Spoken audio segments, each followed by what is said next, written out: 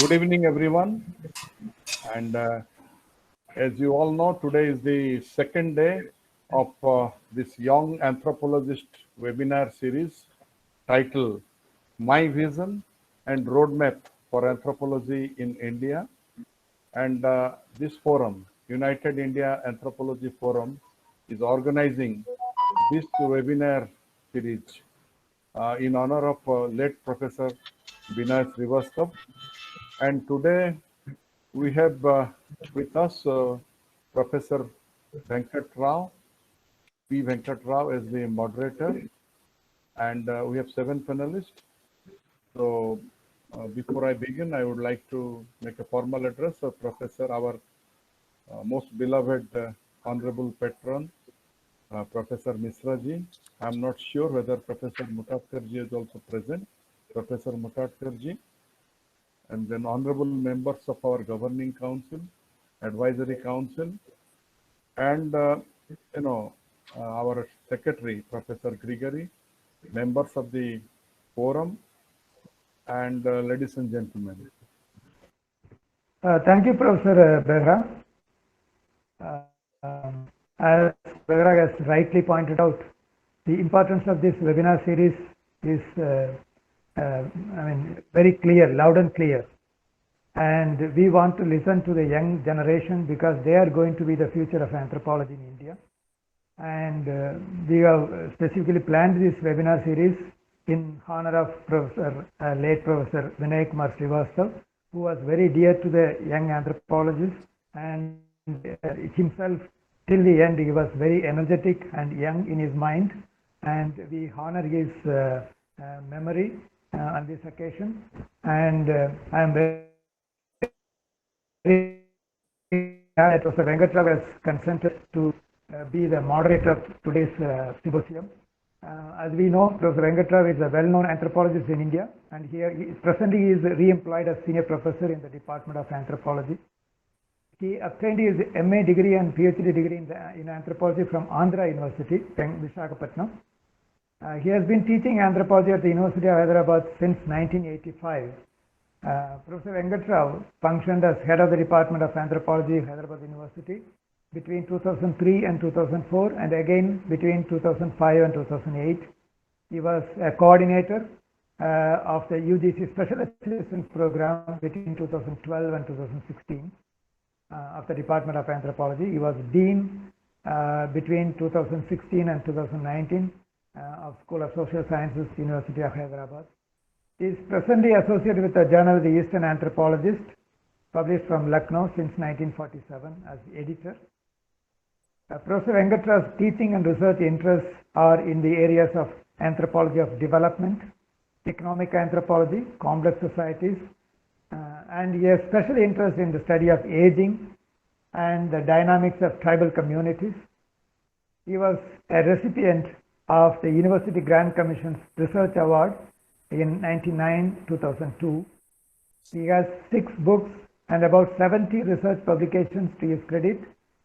16 PhD students and 29 MPhil students had obtained degree under his guidance.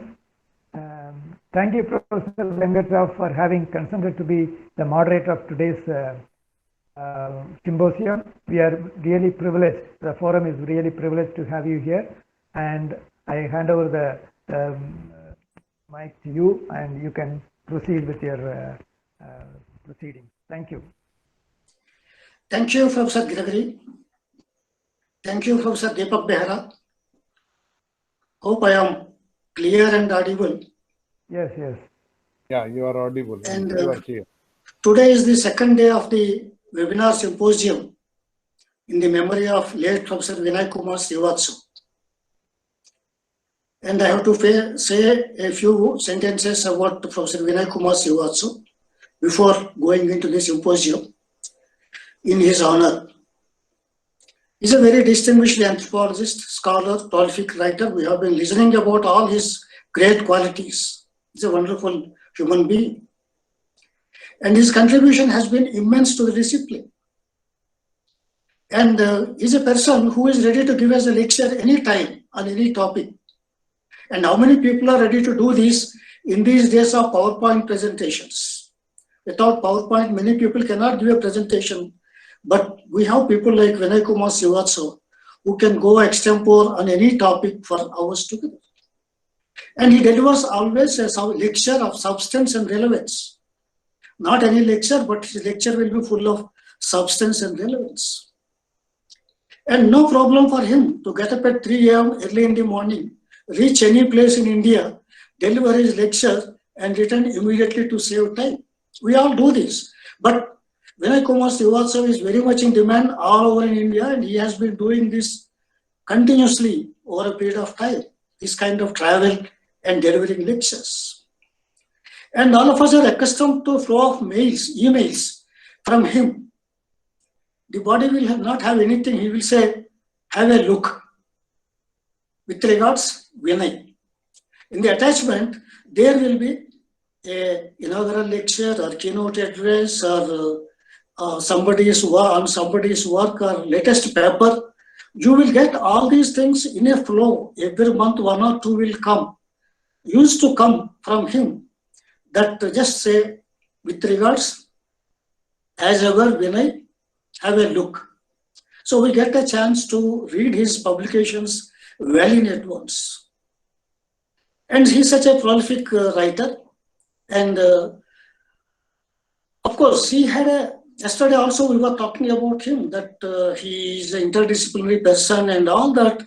But he had a very good opportunity to actually shift to sociology. And we know many anthropologists have shifted to sociology like that. But he has done a great service by staying back in anthropology and not going to sociology. Many people have gone to sociology and then they actually flourished there. He told me once that his father advised him when he made the decision to stay back in anthropology. I remember what he said. His father told him, "Patthar apna sthan par bhari hota hai." Patthar apna sthan par bhari hota hai. And this is our good fortune that he decided to stay back in anthropology and then contributed immensely to the discipline. And we are actually very grateful to him. In fact, we are grateful to his family members, especially Dr. Kumkum, for sparing him and sharing him to the fraternity of anthropology, and which enabled him to make a very valuable contribution. We all know that the family members play a very important role in anybody's progress and work. Their cooperation, encouragement is very much required, and then we are grateful to his family members for sparing him and sharing him, which enabled him to make all this contribution. We all know how important an active contribution he made to the discipline of anthropology. Even today, with his smiling face before us, the feeling that he is physically no more will take a long time to sink in. Still, it's very unthinkable for us that he is not there or anything like that, and then always he is there. Now, this today's topic, my vision and roadmap for anthropology in India by our young anthropologists, is a very appropriate topic to have this symposium in the memory of Professor Vinay Kumar Srivatsa, because this topic is very close to Professor Vinay Kumar Srivatsa. And I remember in one of his several visits, he is always busy with lectures and all that, but he said, when there is some free time, let us have a brainstorming session with all the faculty and research scholars on status of anthropology in Indian universities. And we sat together instantaneously and called some of the research scholars and all the faculty members and discussed about the position of anthropology in the Indian universities, especially in the South Indian universities. What are the reasons for the decline of the discipline vis-a-vis other disciplines? And of course, this discussion continued amongst us, between us, and then with many of us actually discussing about the problems and issues faced by anthropology and anthropologists. And we are part of seminars on future of anthropology and topics like that.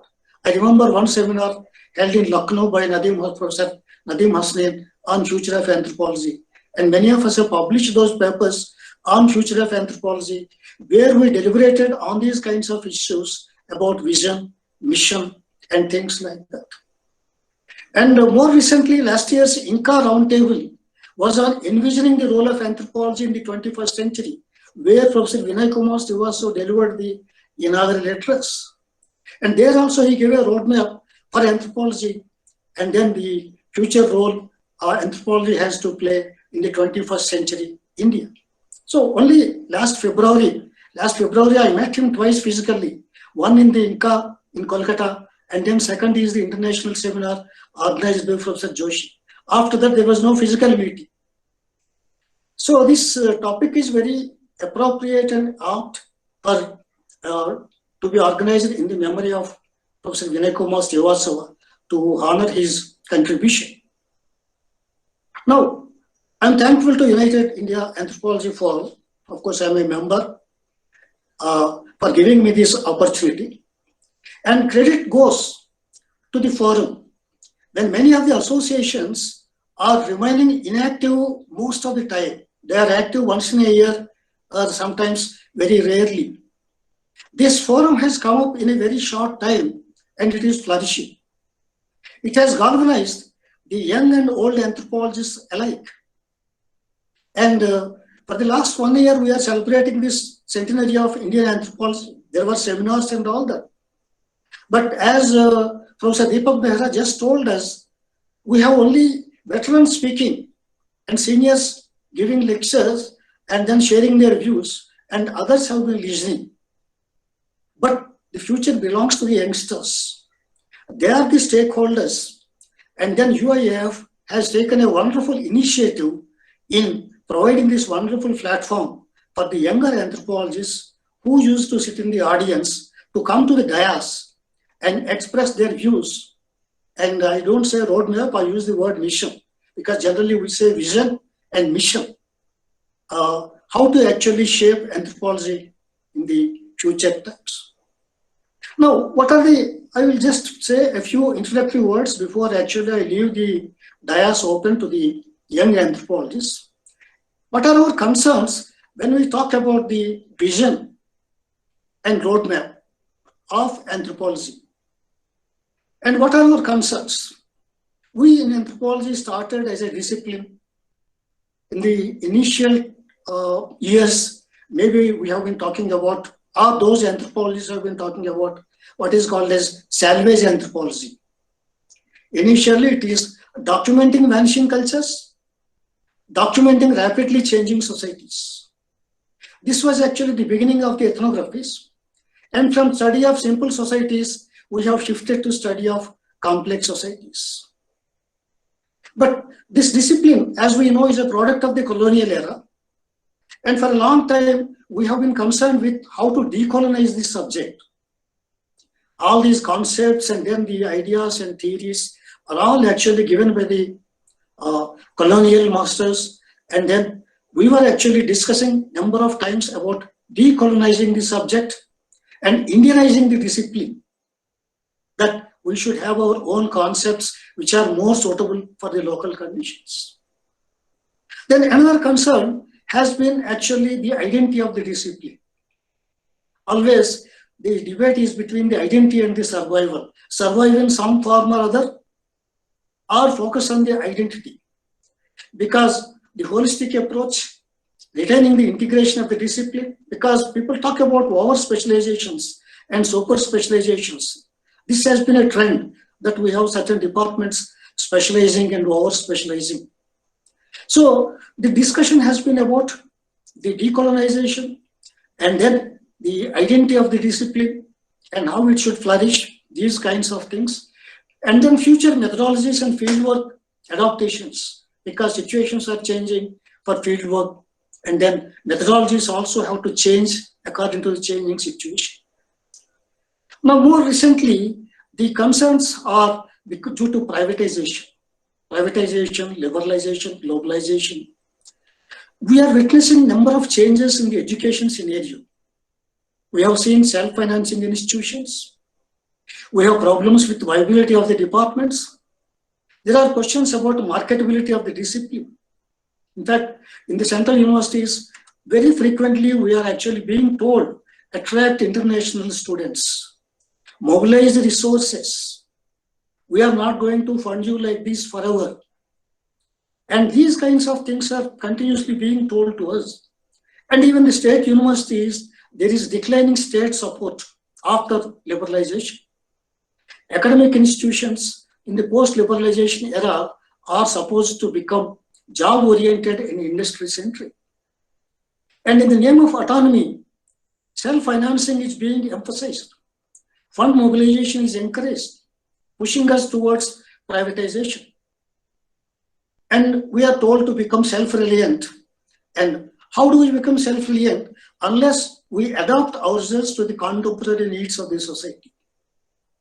What happens in this scenario? I will give you one example what is happening. Maybe it is actually we should enjoy or be happy about this. A new department has come in the state of Andhra Pradesh, Anthropology department. In Andhra Pradesh, Mahila University. Very recently, only last month, the Executive Council approved this new department in a women's university to start anthropology. And their advertisement came, and what they have advertised is actually a coaching course for IAS, a university department, and then giving advertisement in newspaper that this course will be helpful for you to aspire to become an IAS officer and all that. And whatever initial happiness we had that a new anthropology department has come, particularly for women. Actually, I don't know what to say about this, but this is a trend actually that you have to mobilize money somehow or other. Then the UGC has come out with new directions to us to have outcome-based education. Outcome-based education or OBE, it says about learner-centric curriculum.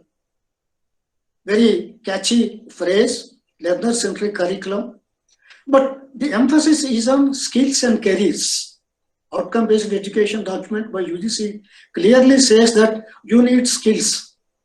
And then you have to think about the careers of your learners so that they are competent to be employable, confident to face challenges in this competitive world. So the concern is very clear. Saleable and marketable skills to the practitioners to open up a range of opportunities. So we are actually witnessing, we are actually being pushed towards a kind of self-reliance, market-centric approach from state-funded kind of research. We are actually asked to go towards market-centric research. And of course, when we talk about the future of the discipline and then vision of anthropology, we have to think about the careers of the youngsters. And the careers cannot be there unless we have opportunities for them. Without these opportunities, the existence of the discipline becomes uncertain. Then another concern has been public perception. All of us know in the universities, when universities are actually ranked, not only your publications in Scopus and all these things, research projects, money mobilization, public perception is important. And what is the public perception about anthropology? And we all know, as a student, I used to face question, what is anthropology? When I said, I am studying anthropology.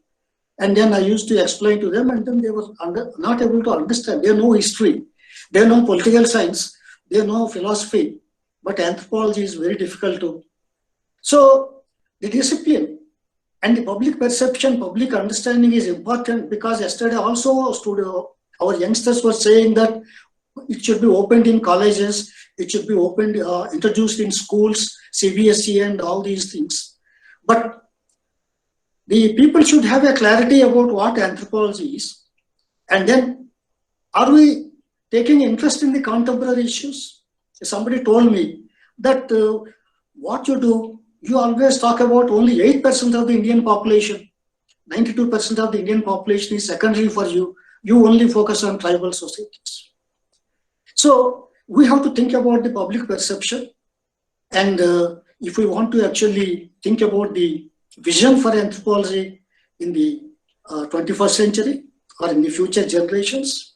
I remember Jerry Sabloff, an archaeologist, who wrote about the anthropology and public outreach, a paper he presented in an American Anthropological Association's Distinguished Lecture Series.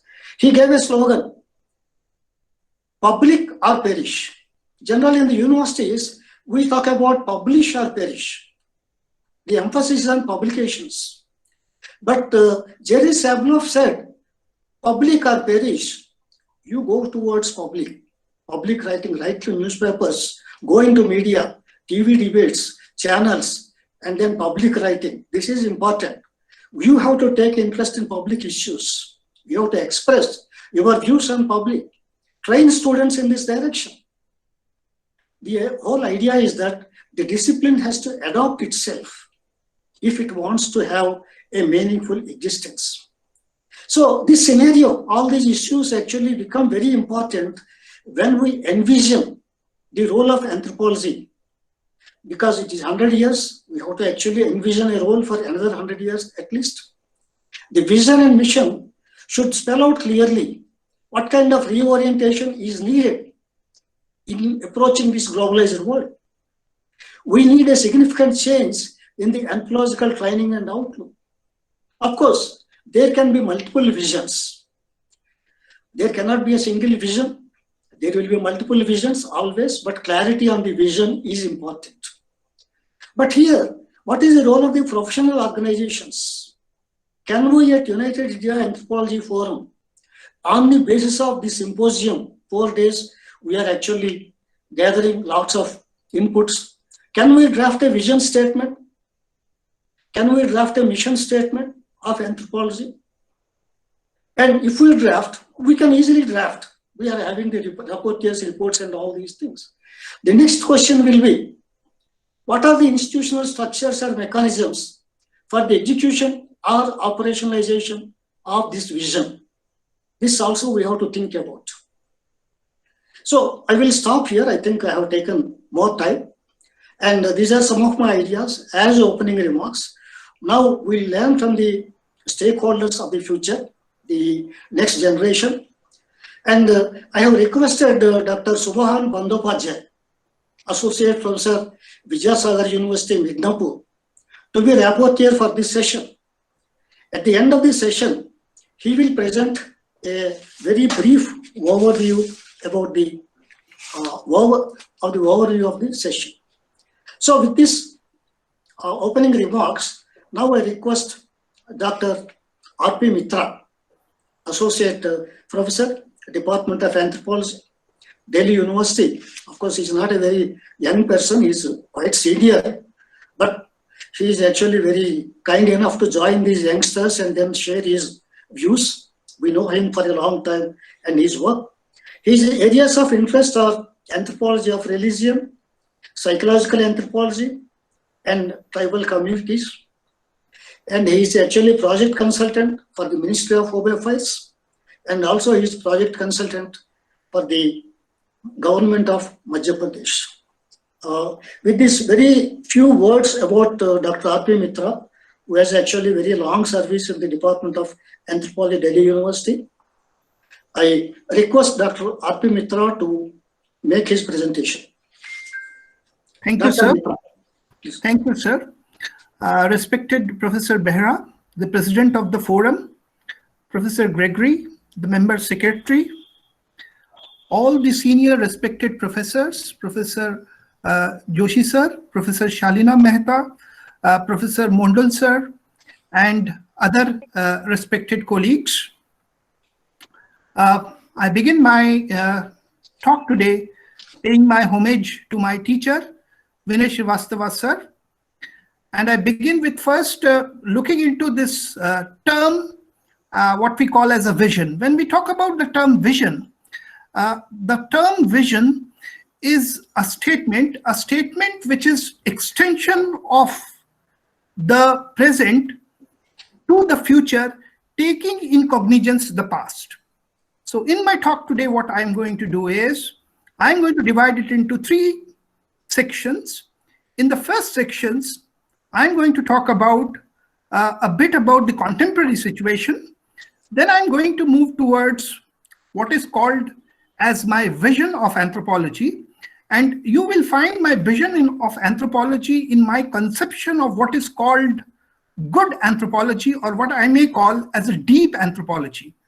And finally, what I will be doing is I will be trying to wind up how we are going to reach there. What should be done to reach that point of good anthropology. So let me start first with a recent event which jump-started us on all these discussions. This happened to be one advertisement in the ICMR for a project position, for a permanent position, in fact, where they have decided to exclude anthropology. Now, this could be a deliberate omission, or it could be a chance thing. But what is important is that this is not for the first time it was happening.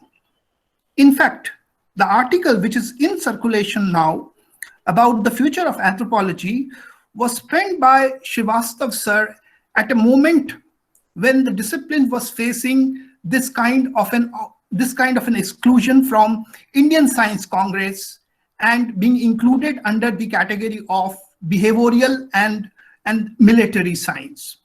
So it would be interesting to look at how the others look at our discipline.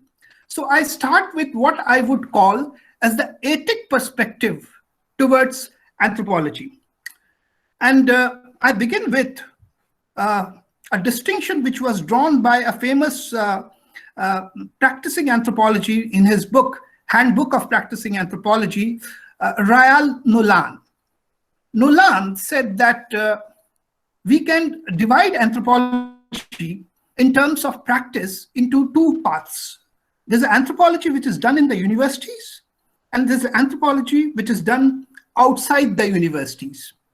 Now, when we talk about this distinction in context of India, there are two important things to which I would like to draw your attention.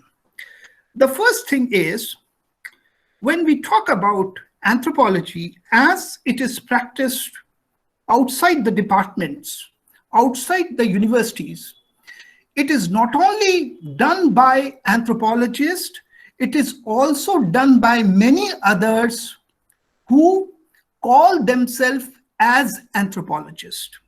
So here I would like to introduce a concept, and I call this concept imitation anthropology, and I'm going to look at this pseudo-anthropologist very closely. The second point which I'm going to draw your attention is the point which was made by Dr. Sil Roth in yesterday's presentation, that anthropology departments, they are facing an onslaught of the public authority.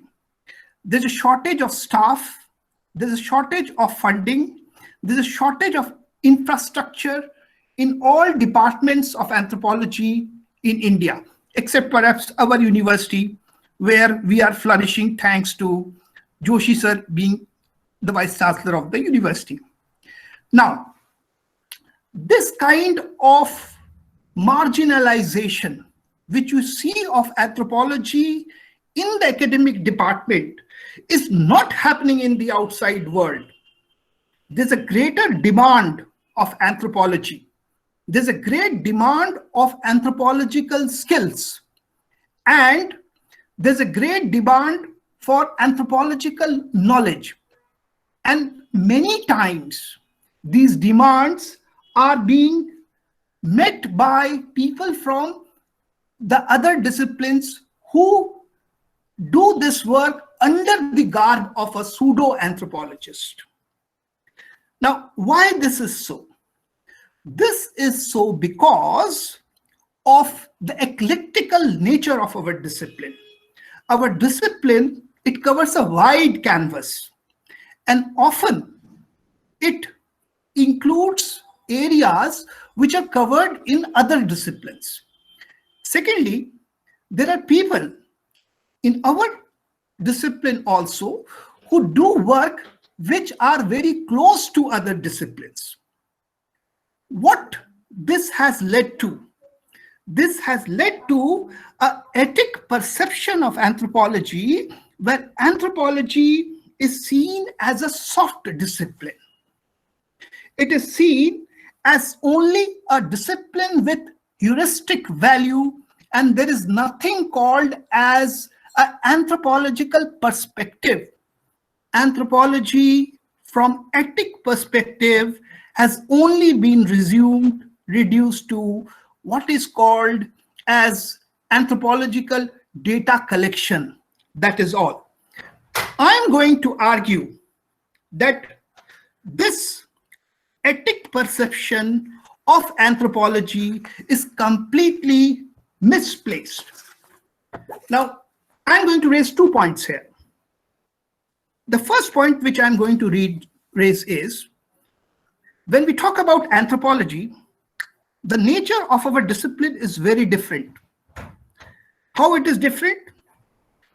First, there is a distinction between reading, understanding, and doing of anthropology. You may read anthropology, you may understand anthropology, but doing anthropology is altogether a different ball game. We know anthropology is a very popular subject in state public service, in union public service examination. Large number of students from other disciplines, they opt for anthropology. They do very well, they score very high marks. But what I want to emphasize is, it does not make them anthropologists. Doing anthropology is something very different. My second assumption is that these others, those who do anthropology, they can do anthropology, but can they do what I call good anthropology? Can they do what is called deep anthropology? Now, here I would like to introduce to you the notion of what is called a good anthropology. When I talk about good anthropology requires an intellectual ability to think critically. It requires ability to establish linkages. It requires an ability to find out patterns, to discern trends where there is arbitrariness. A good anthropology requires the ability to put together things at the same time divide things. We move between integration and atomistic understanding simultaneously. Good anthropology requires rigor. Good anthropology requires engagement. Good anthropology requires sensitivity. Can all this be done by the pseudo-anthropologist? Let me take the example of ethnography. Ethnography is the best export of anthropology to the outside world. All people claim that they can do ethnography. But what is a good ethnography? A good ethnography is not a journalistic account. It is not anecdotal. It is not reporting of the mundane. It is not talking about regular. In fact, a good ethnography is not just a description of a particular. A good ethnography, as Stanley Tambaya says, it is all about reading the specific to talk about general. A good ethnography brings out what is overlooked by others. A good ethnography talks about how to go to the level of implicit, how to look at the level of tacit understanding from the explicit, which is there observable to all. A good ethnography takes you to the terrain of unnoticed. It talks about the dynamics of the community. The second thing I would like to draw our attention is, we often talk about what is called a collaborative research. A lot of anthropologists, they are doing collaboration with other disciplines. When I say the relationship of anthropologists with other discipline, this collaborative research does not mean anthropology acting as mere data collector from tribal communities for other disciplines.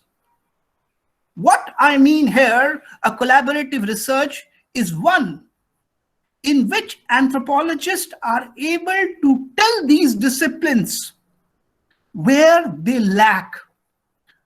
They can tell these disciplines the incompleteness of their discipline, where they can talk about the fallacies, where they talk about what they take for granted. A good collaborative research is one where anthropology can make them realize their biases by holding a mirror to them. It tells them what you take for granted is not there. Here I am reminded of the statement which was given by Pere Bourdieu. Pere Bourdieu says, what good anthropology does is it denaturalizes the things. What is this denaturalization? Denaturalization is a phenomena where you challenge what is accepted. It is a challenge questioning what is taken for granted, what is presumed to be natural order of the things. A good anthropology challenges the status quo. It questions the status quo. Tyler did it with his concept of culture. Margaret Mead did it with his concept of his work on gender. Escobar did it with his discourse on development. Foucault did it with conception of power and how power is related to knowledge. Shepard Hughes did it with his conception of embodiment. Professor Srivastav did it with his conception of renunciation in tribal communities. This is what is good anthropology, and this is what we have to aspire for in future. Now, does it mean everything is hunky-dory? Does it mean everything is all right? I said no. It is not so like this. If we look at the present status of the discipline stand fragmented. We have been doing only lip service to the concept of integration. We have been using each other, social anthropologist, biological anthropologist, as a seasoning just like a seasoning on our work. Seasoning in the sense, just a little bit of social anthropology put on physical anthropology, little bit of biological anthropology used by social anthropology. We don't need this kind of work. We need more works where both or all the four subdisciplines, they actively collaborate. We have to work on theoretical integration, which is sadly lacking in the contemporary times. I understand there are projects which are primarily social anthropologists, and there are projects which primarily require skills in biological anthropology. But we also have to work on projects like mind-body linkages. We also have to work on projects where they really come together at one point. We have to remember that if we are talking to sociologists, in the language of sociologists, or if you are talking to genetists, in the language of genetics, we may be understood, but we will make no sense. And if we do it, we will be undermining our own status of the discipline. We are calling ourselves for marginalization. My second concern has already been raised by Rao sir. This is with respect to, we really need to relook into some of our key concepts like tribes, like community, like village. All these requires to be relooked into. I give you the example of tribe. We have been approaching the concept of tribe mainly from the developmental perspective. We have been approaching the concept of tribe from the perspective of tribe being an oddity. Can't we shift our focus from something else and look at tribe from a perspective of as they are? Now, let us look at the concept of community. We have been looking at community from the colonial conception of distinction between the communities. We have been looking at communities from the concept of fragmentation, division, and how communities can be classified. Can't we have the concept of continuities to look at the concept of community? And I would like to draw here, quote a small example. I was assisting Joshi sir and Srivastav sir in one of the field works in Udaipur. And Srivastav sir, one day he said that tomorrow morning we are going to hire a taxi and visit a shrine 65 kilometers away from Udaipur. We went to this shrine, which is called as Rishabh Dev or Kesariya. And you know the interesting part about this deity? This deity is worshipped by 3 communities. The same deity by the Bhils, as Duladev, their deity, as the Jains, as their first Tirthankar, and by the Hindus as Krishna. We need to bring out these kinds of studies more, which from the Indian civilization redefines the concept of community religion linkages. There is an urgent need for anthropologists' perspective to look at concepts like justice, to look at concepts like equity, to look at concepts like jurisprudence, to look at concepts like gender, to look at concepts like democracy. All these things need anthropological perspective. Thirdly, I will take up here the last point which I'm going to make. The contemporary society can be equated to what Ulrich Beck, a German sociologist, called as a risk society. What is a risk society? We have predominance of risk now. And what is a risk? The nature of risk is, it is not predictable. It is not under our control. It is something which we will not be able to manage. It is what we cannot conceive beforehand. The COVID is an example of this. And who can play a role in these kinds of society?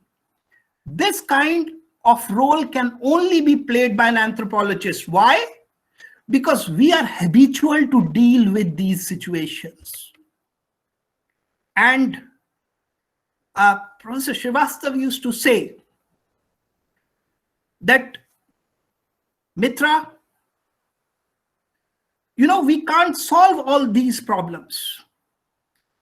But what anthropology does is, it brings a fresh eye to look at these problems. Anthropology enables to raise right questions. Anthropology illuminates. And in future, I think we need to learn to speak the language of influence. We need to learn how to point our view effectively. Our public presence, Rao sir has rightly said, is abysmally low. We need to do more because world need anthropologists. If we don't do it, those with less understanding, less insight will take over. And that will be a travesty of our discipline. I would like to express my thanks to the forum for giving me this opportunity. And I would like to thank all of you for giving me a patience hearing. Thank you. Thank you, Dr. Mitra. I've seen two hands on the screen, Professor Sharla Mehta and Dr. Nita Mawar. But I think we'll take the questions at the end. I think let the other presenters also complete, then we'll have the discussion towards the end. Otherwise, if we go on having questions, it will whom to stop and all that. So let us postpone the questions towards the end. And Dr. Mitra has actually presented very interesting ideas about what kind of anthropology we should do. Good anthropology, as he spelled out in a very elaborate fashion, what we should be doing. And of course, he gave us a number of new terms and then concepts also to be actually looked into. But it's a very thought-provoking lecture, Dr. Mitra, and then it's very cohesive and then comprehensive kind of presentation. And we'll go on to the, move on to the next presentation. And I call upon Dr. Neetu Singh, Associate Professor, Department of Anthropology, Vidyant Hindu PG College, Lucknow. And Dr. Neetu Singh. A very good evening to all of you, and my regards to my revered Guru Professor Deepak Kumar Behra sir and the General Secretary of the Forum, Professor Gregory sir, and moderator of this webinar, Professor P. Venkat Rao sir, and all the stalwarts of anthropology who is present in the webinar. As we all know that the current webinar series has been organized in the honor of late Professor Vinay Kumar Srivastava sir. He was luminary of anthropology and will always be. He will be the guiding force of all the budding anthropologists in India. What could be the best tribute for an academician than to organize a webinar series on vision and mission of the anthropology in India? Professor Srivastava always emphasized on the academic ethics. He was a gem of the person, as we all know. And secondly, on this prestigious platform, I offer my sincere tribute to my Guru and DPhil supervisor, Professor A.R.N. Srivastava sir. We have lost both luminaries of anthropology in 2020. But in the same year, we found UIAF, United India Anthropology Forum. I extend my heartfelt gratitude to UIAF for giving me the opportunity to share my views on this forum. This forum provided us the platform to not only listen stalwarts of anthropology, but to share vision and roadmaps of the budding anthropologists. Till now, youngsters only listen, as Professor Behra and Professor Rao said. But through this forum's webinar series, we could see the reversal of the process. Budding anthropologists are sharing their views and stalwarts are listening. Fresh blood should be injected in the anthropology. Youngsters should be given more and more opportunities, and UIAF is doing this. So I once again thank you, UIAF. The formation of UIAF is the silver lining of 100 years of anthropology, as Professor Behra said. I am sure UIAF leave its footprints on the future of anthropology in India. Today, I am sharing my vision on the basis of my experience. I have worked with the stalwarts of anthropology like Professor A.R.N. Srivastav, Professor Deepak Kumar Behra sir, Professor Vijay Sahai sir. They are my teachers and they all are the taskmasters. I learned a lot under their supervision. So during my presentation, I'll be walking through 4 slides. First is based on my vision and relevance of my vision. I will be practical rather than theoretical. I will share emic perspective, my view, what I think about the mission and vision of anthropology. And my second slide is based on the status of anthropology in Northern Zone in general and Lucknow in particular.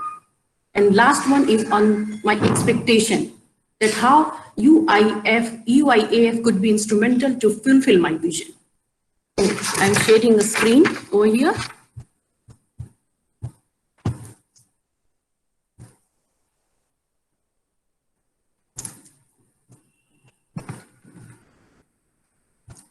Just.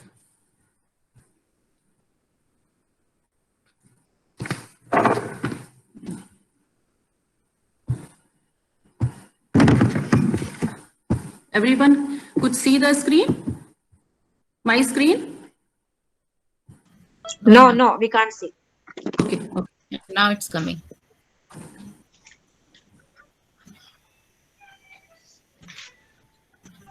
Yeah.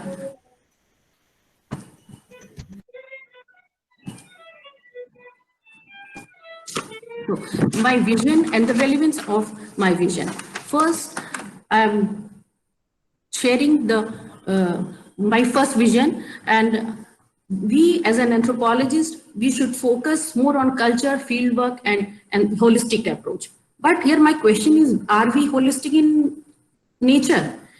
When we are talking about the holistic approach, we can see the situation in university departments. We could see somewhere social anthropology is strong, somewhere physical anthropology is strong, and archaeology is somewhere present, somewhere absent, and you all know about the situation of linguistic anthropology.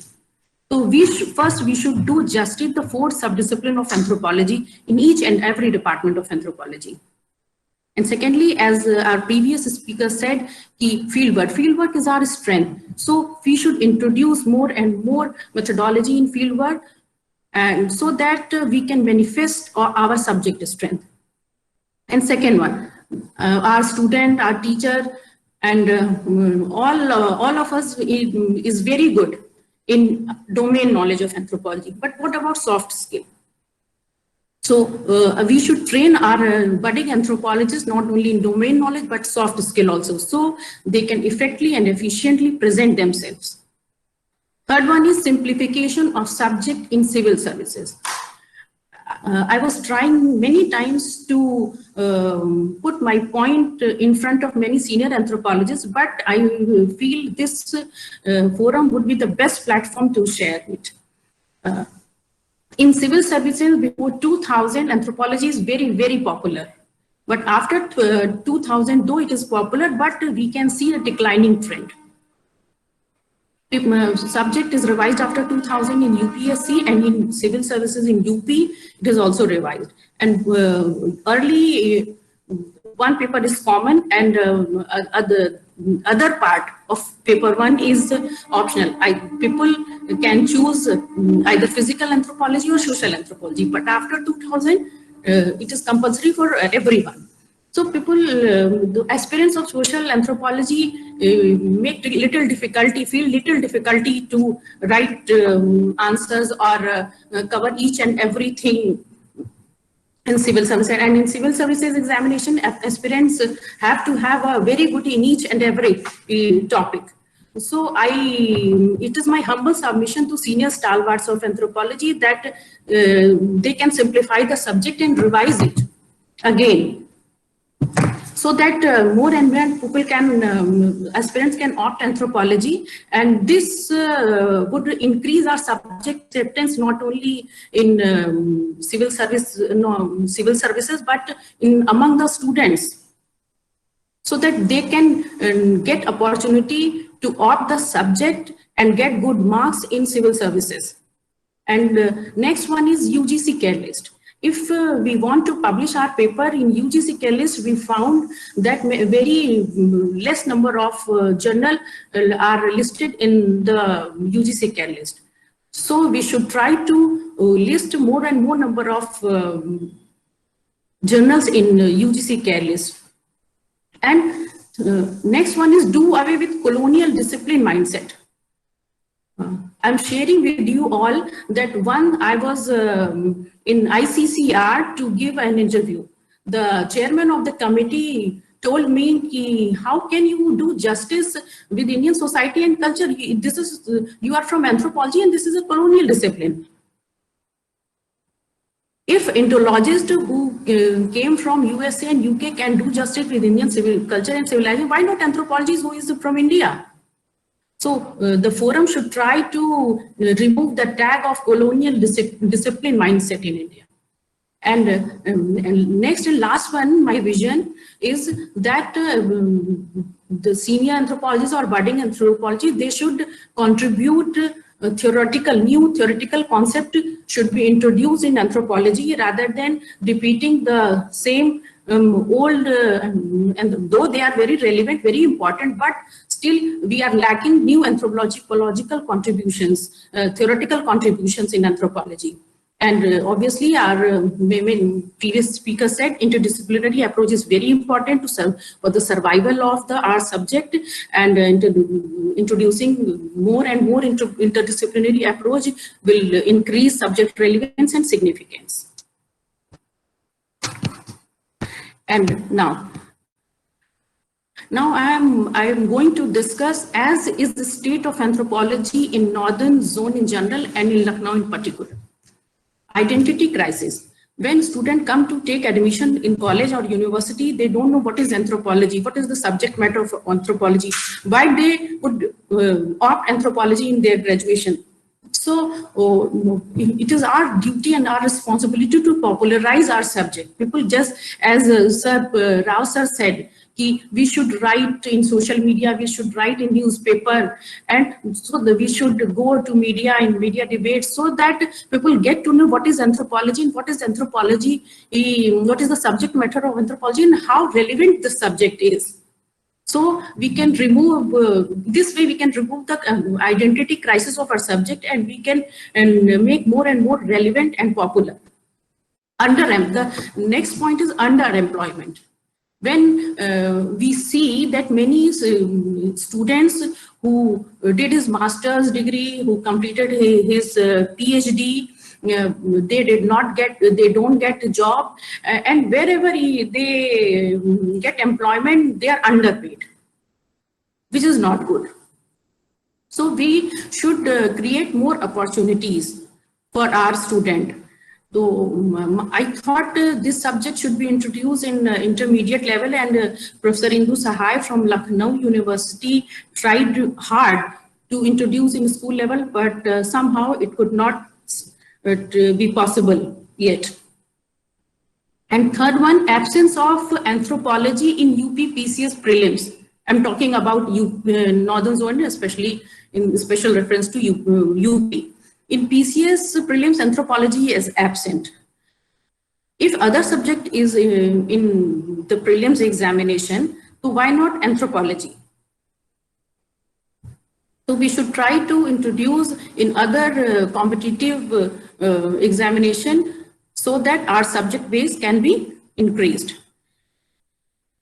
And next one is insufficiency of textbook and unsolved. Publishers are unwilling to publish more and more textbook, and our students are lacking and they do not get unsolved timely, because publisher see their business.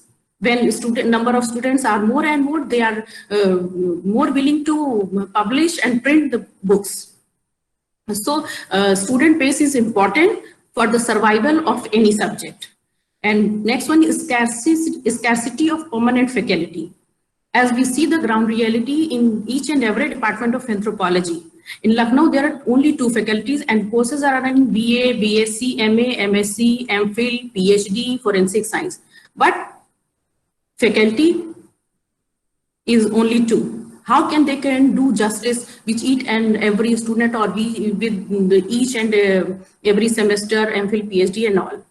So we should try to fill up the post, and our forum can make representation in front of Ministry of Education and other platforms. And I would make my submission on this forum that the college teachers should given the equal importance. And they are treating as the stepchild of anthropology, which is not good. And the last point in the northern zone, I'm discussing about the Tribal Research Institute. Tribal Research Institute is established in UP in 1972, but the work which is done by TRI is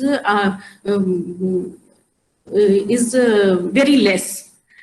Now this government is trying to establish TRI in full infrastructure. A research officer has been appointed.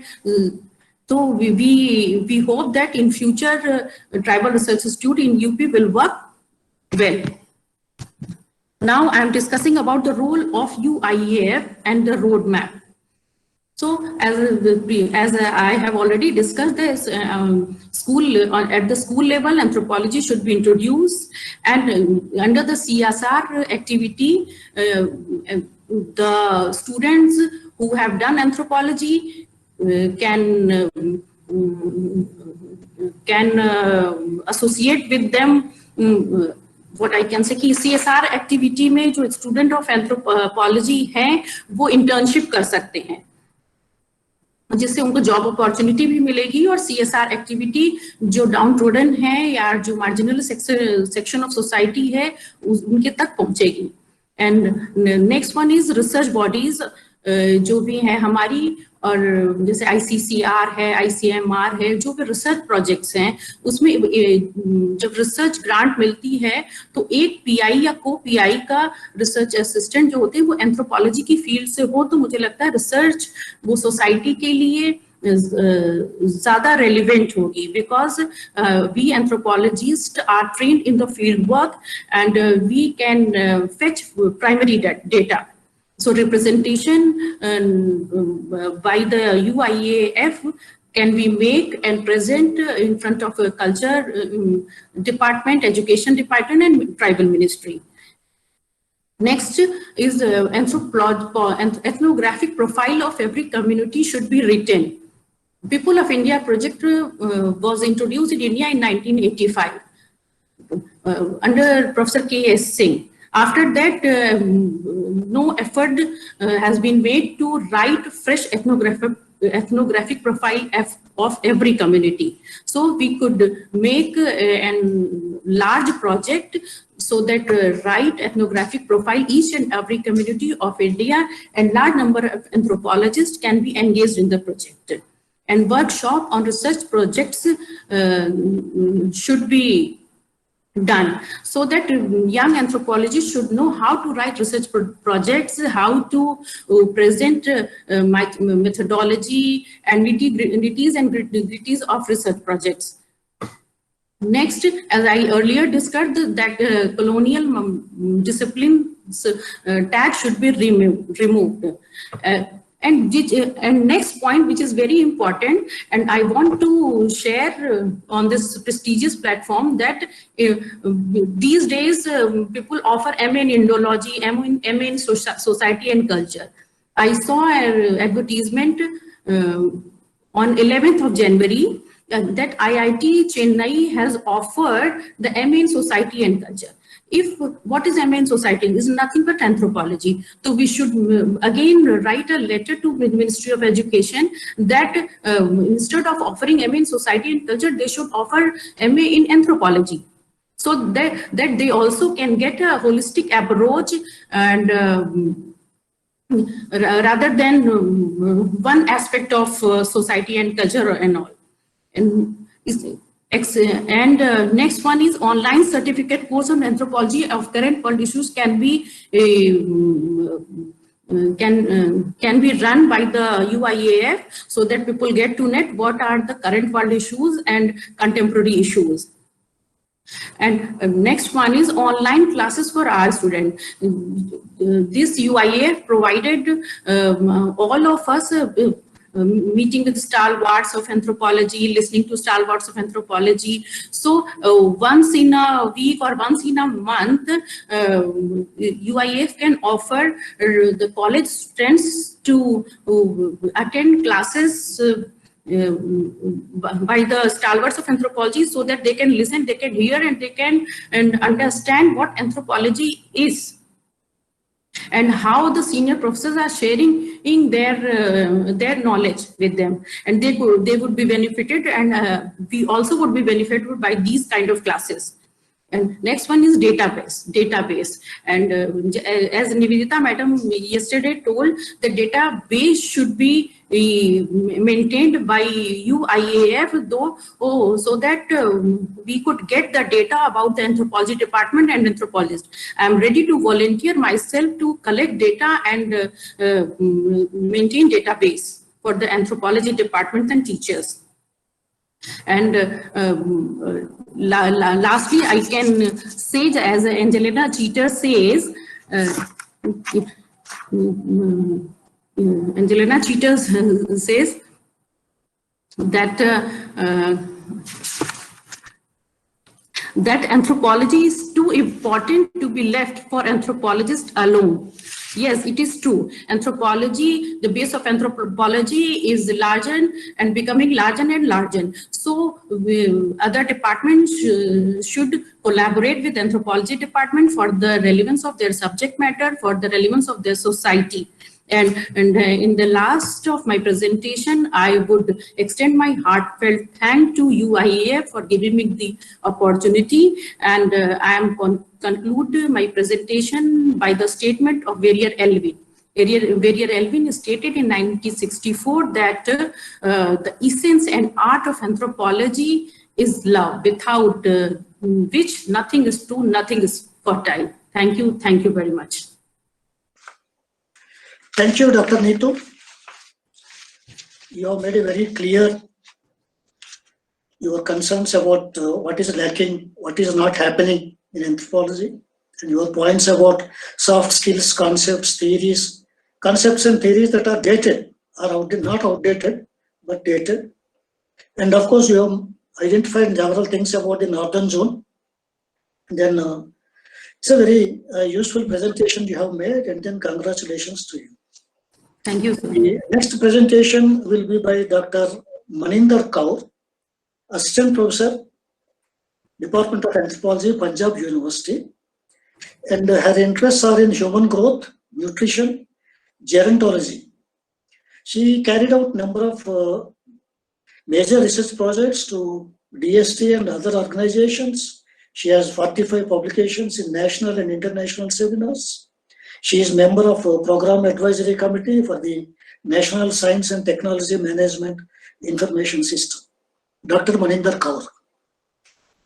So I'm talking about the current status of anthropology in India, vision and mission of anthropology in future. In last 100 years, anthropology has witnessed immense development from its formative stage, passing through descriptive stage to analytical stage. The practice and the focus of discipline have been aligning itself with the changing times. Recent decades have witnessed a paradigm shift in the domain of physical anthropology, from the traditional macroevolutionary problems to understanding the role of microevolutionary processes. This transformation is described by late Professor V.K. Srivastava, to whom this webinar is dedicated, as medicalization of physical anthropology. Subsequently emerged era of super specializations and diversification and expansion of discipline, bringing to fore various sub-branches, to name just few: molecular anthropology, medical anthropology, environmental anthropology, and forensic anthropology. The advent of molecular anthropology has made potential contribution in the field of physical anthropology and has produced a plenty of information to interpret human population diversity as well as our evolutionary relationship with non-human primates. The ever-increasing sophistication of molecular genetic techniques made DNA sequencing and gene mapping of various disease markers possible. Medical anthropology made rapid advances in emergency public health responses, providing understanding on social dynamics of health, illness, and disease transmission. Recent outbreaks of Ebola virus disease and Zika virus recognize the need to understand social pathways of disease transmission.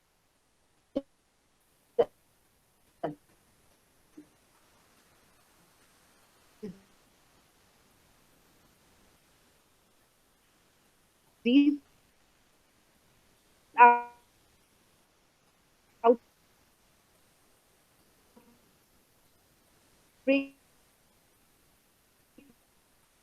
responses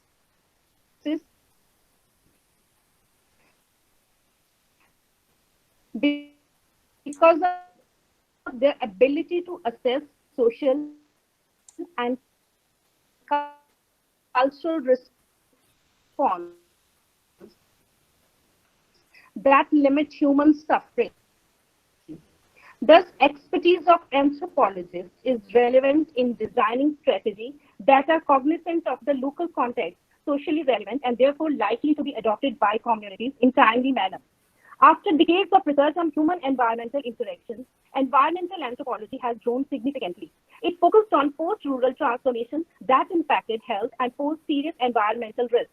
Anthropologists use their skills and research methodological approach to assess the social and environmental impact of these transformations. Department of Anthropology, Punjab University, has recently been recognized as a nodal center for pursuing social impact assessment studies and has already presented 7 reports to the states of Punjab and Haryana for infrastructure development projects. The domain of forensic anthropology gained enormous prominence in recent years.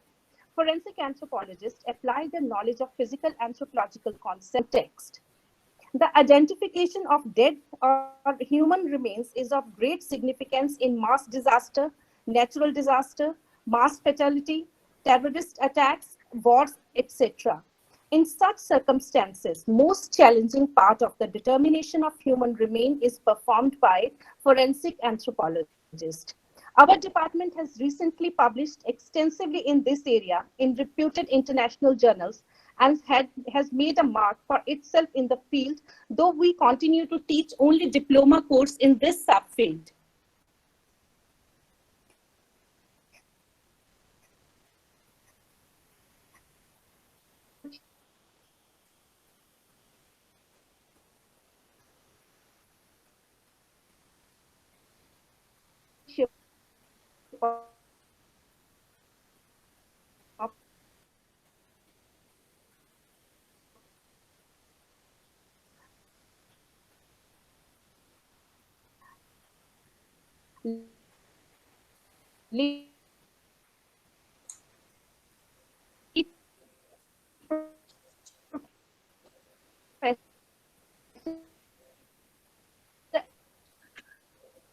Dr. Maninder, we are not able to hear you.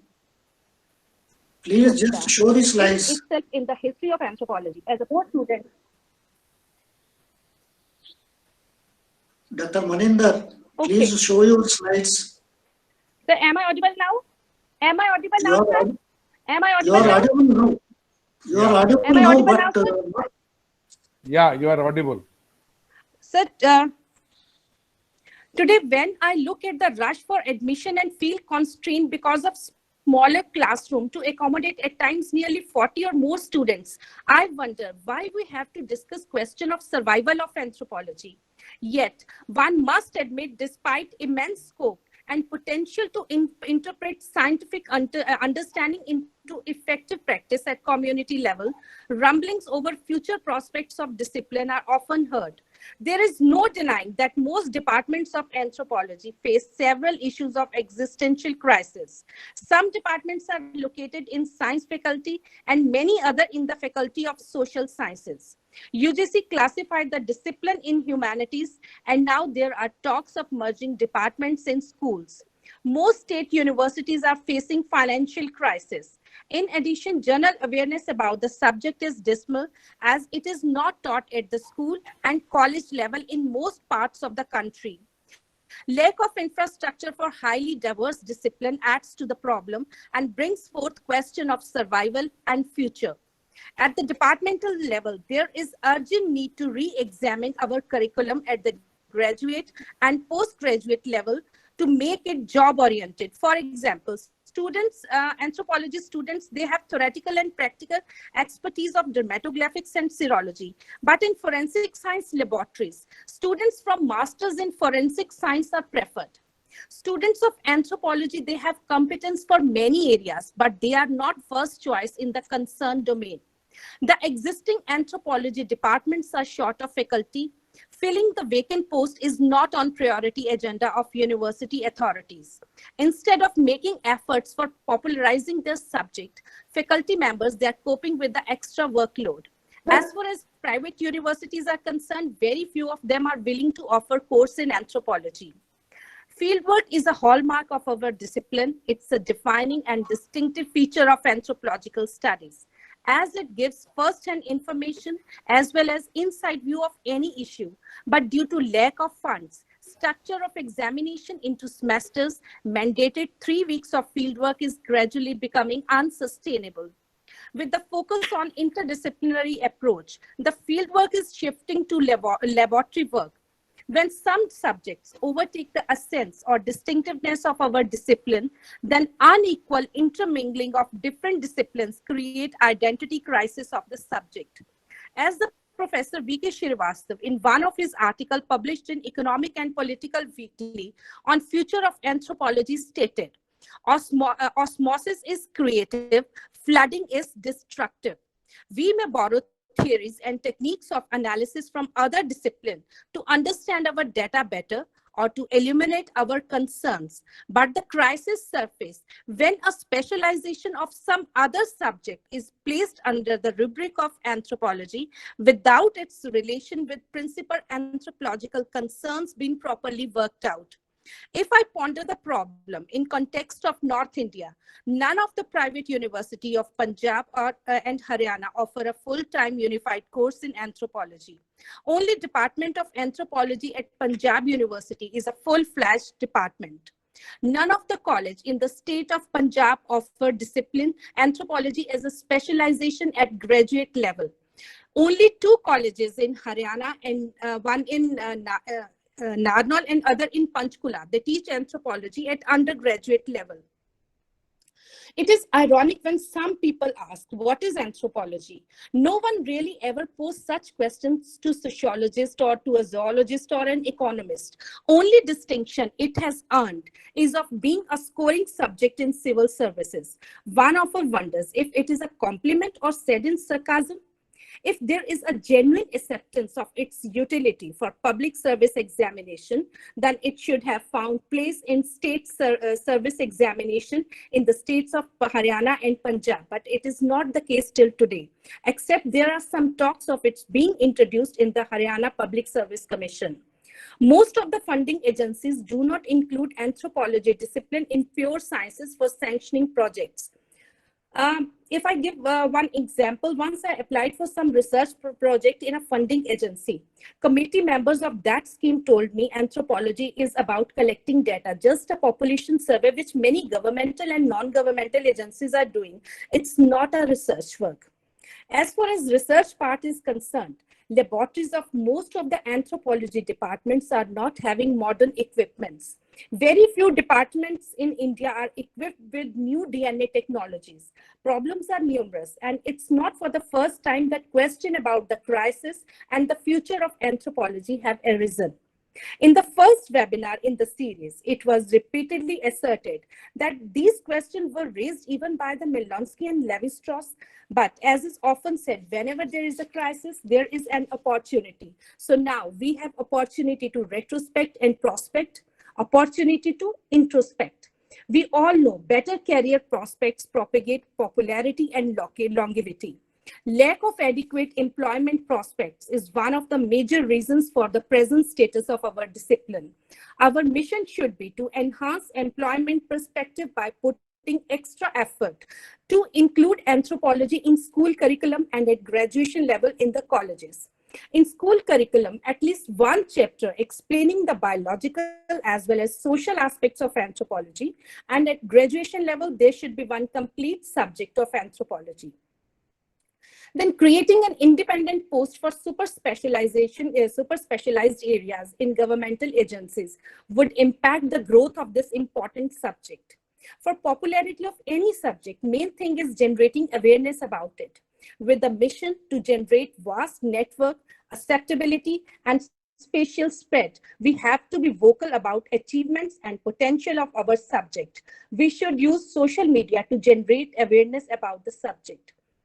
With the mission to get more grants for advanced equipments from the government funding agencies in the form of research projects, collaborative multi-centric projects among different departments of anthropology across the country should be initiated.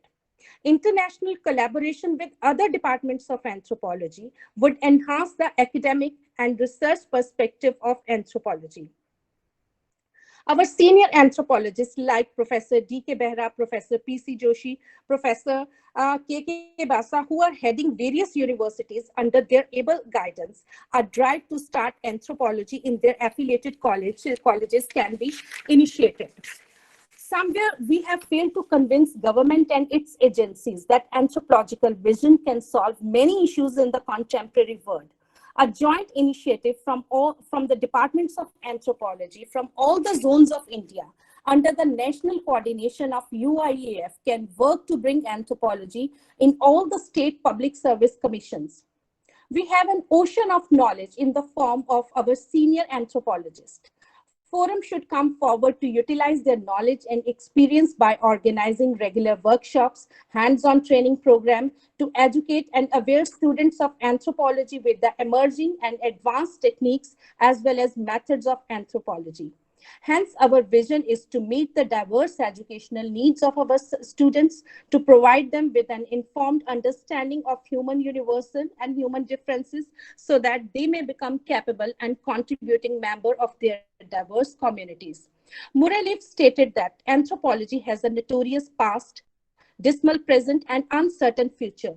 Considering the enthusiasm, potential, and innovative groundwork of United Indian Anthropology Forum, I strongly believe that anthropology has a glorious past, dynamic present, and with our collective effort will have a bright future in India. Thank you. Thank you so much. Now I request the next speaker,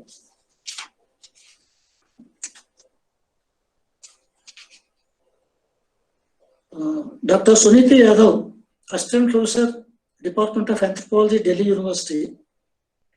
And Dr. Sunita Arrow has done her Ph.D. in molecular anthropology from Delhi University.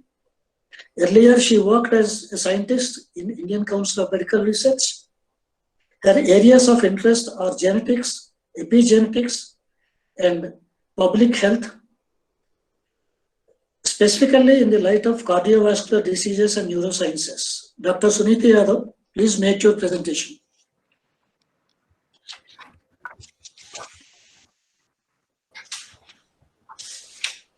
Good evening, sir. Thank you very much, sir, for introducing me.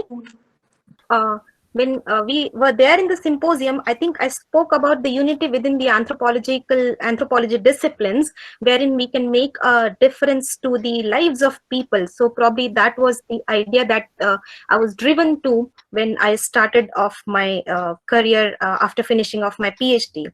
So with that note, I would like to present my visions of anthropology, my visions on anthropology, wherein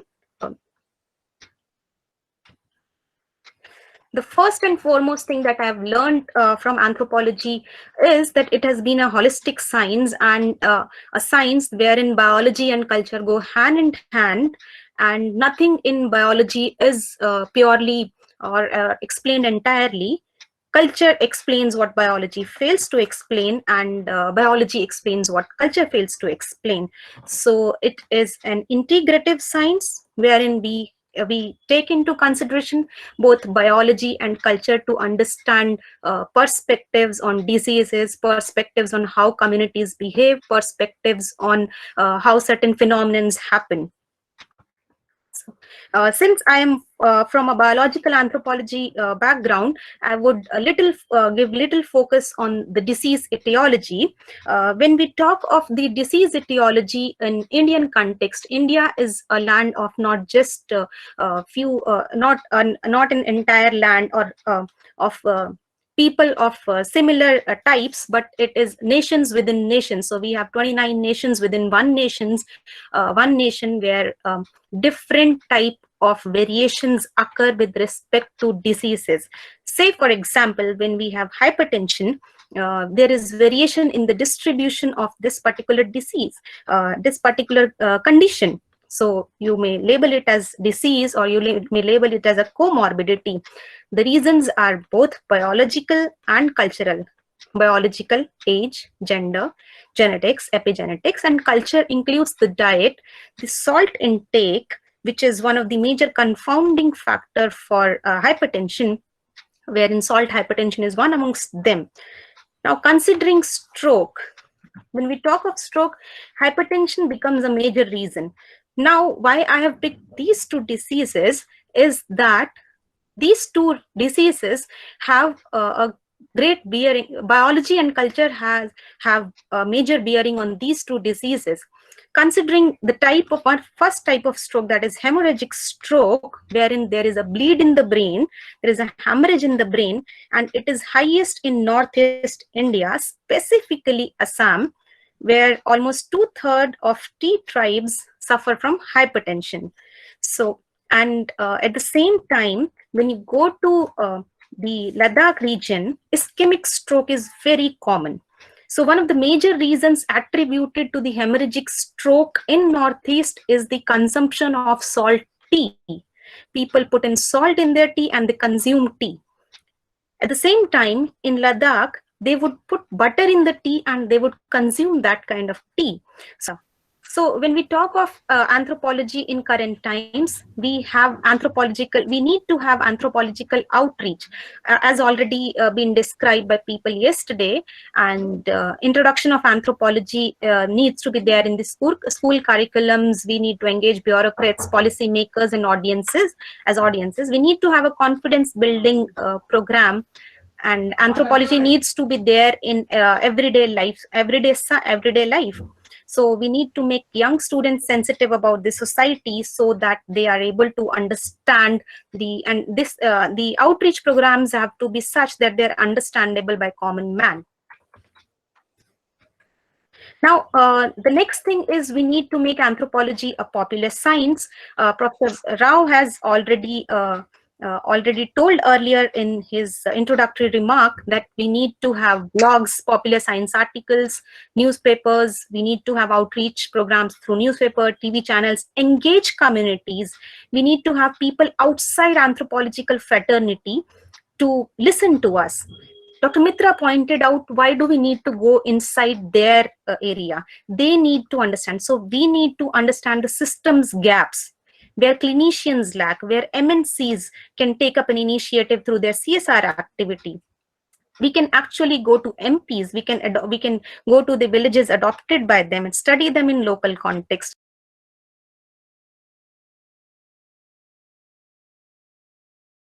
by Dr. Neetu Agarwal, Assistant Professor, Department of Anthropology, Awadh Girls Degree College, Lucknow. She is a product of Lucknow University, and then happily she is a prehistoric archaeologist, recipient of Erasmus Mundus Scholarship of European Union. After doing her Ph.D. in Europe, she did postdoctoral research in Deccan College, Pune.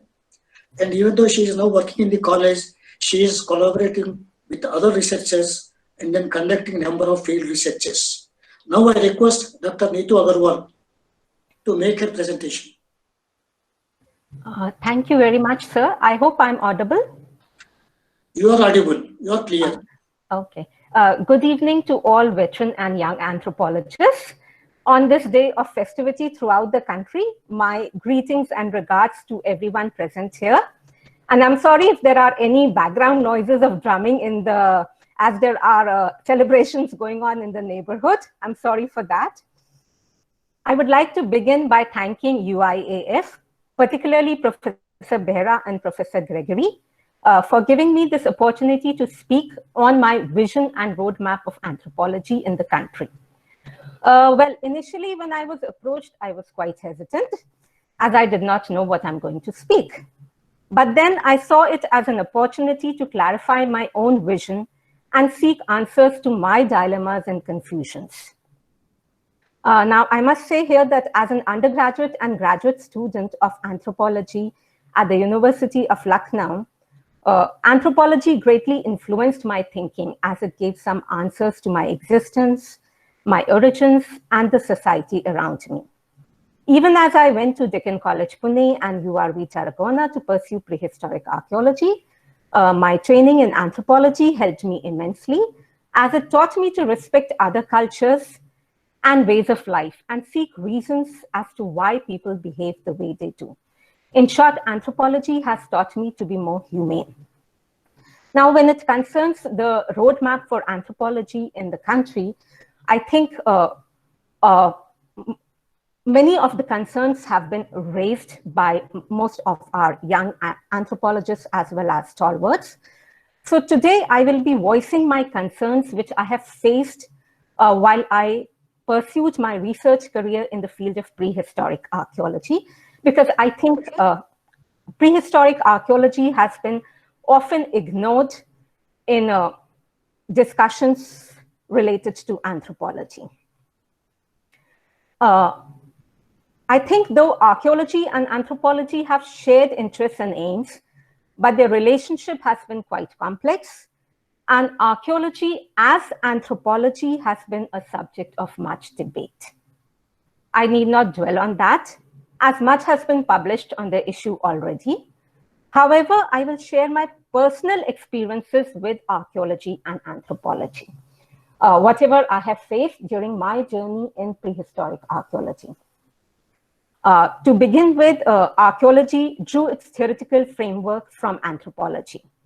But in my experience, after the evolutionary theory of Leslie White and the new archaeology of Binford, anthropological theories have failed to explain and deal with long-term change, which is the concern of archaeology. Anthropology has failed to keep pace with the advances in other disciplines, particularly advances in molecular genetics, paleontology, and environmental sciences, and also with the wealth of archaeological data to bring out a coherent theory. Since Binford, who advocated a multidisciplinary approach, archaeologists leaned towards the fundamental sciences, more so towards the earth sciences and the material sciences for its methods. And in terms of theory, since the time of David Clark, archaeology has evolved its own theoretical framework. In the post-processual world, archaeological theory, though it has pointed out the weaknesses in the archaeological record in terms of formation processes, agency, and subjectivity, it has not been able to explain human behavior.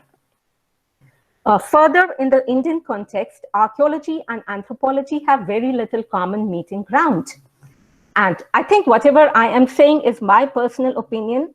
I'm sure that some of you may have different opinions, and I would like to have your suggestions after this on your opinions on the same topic.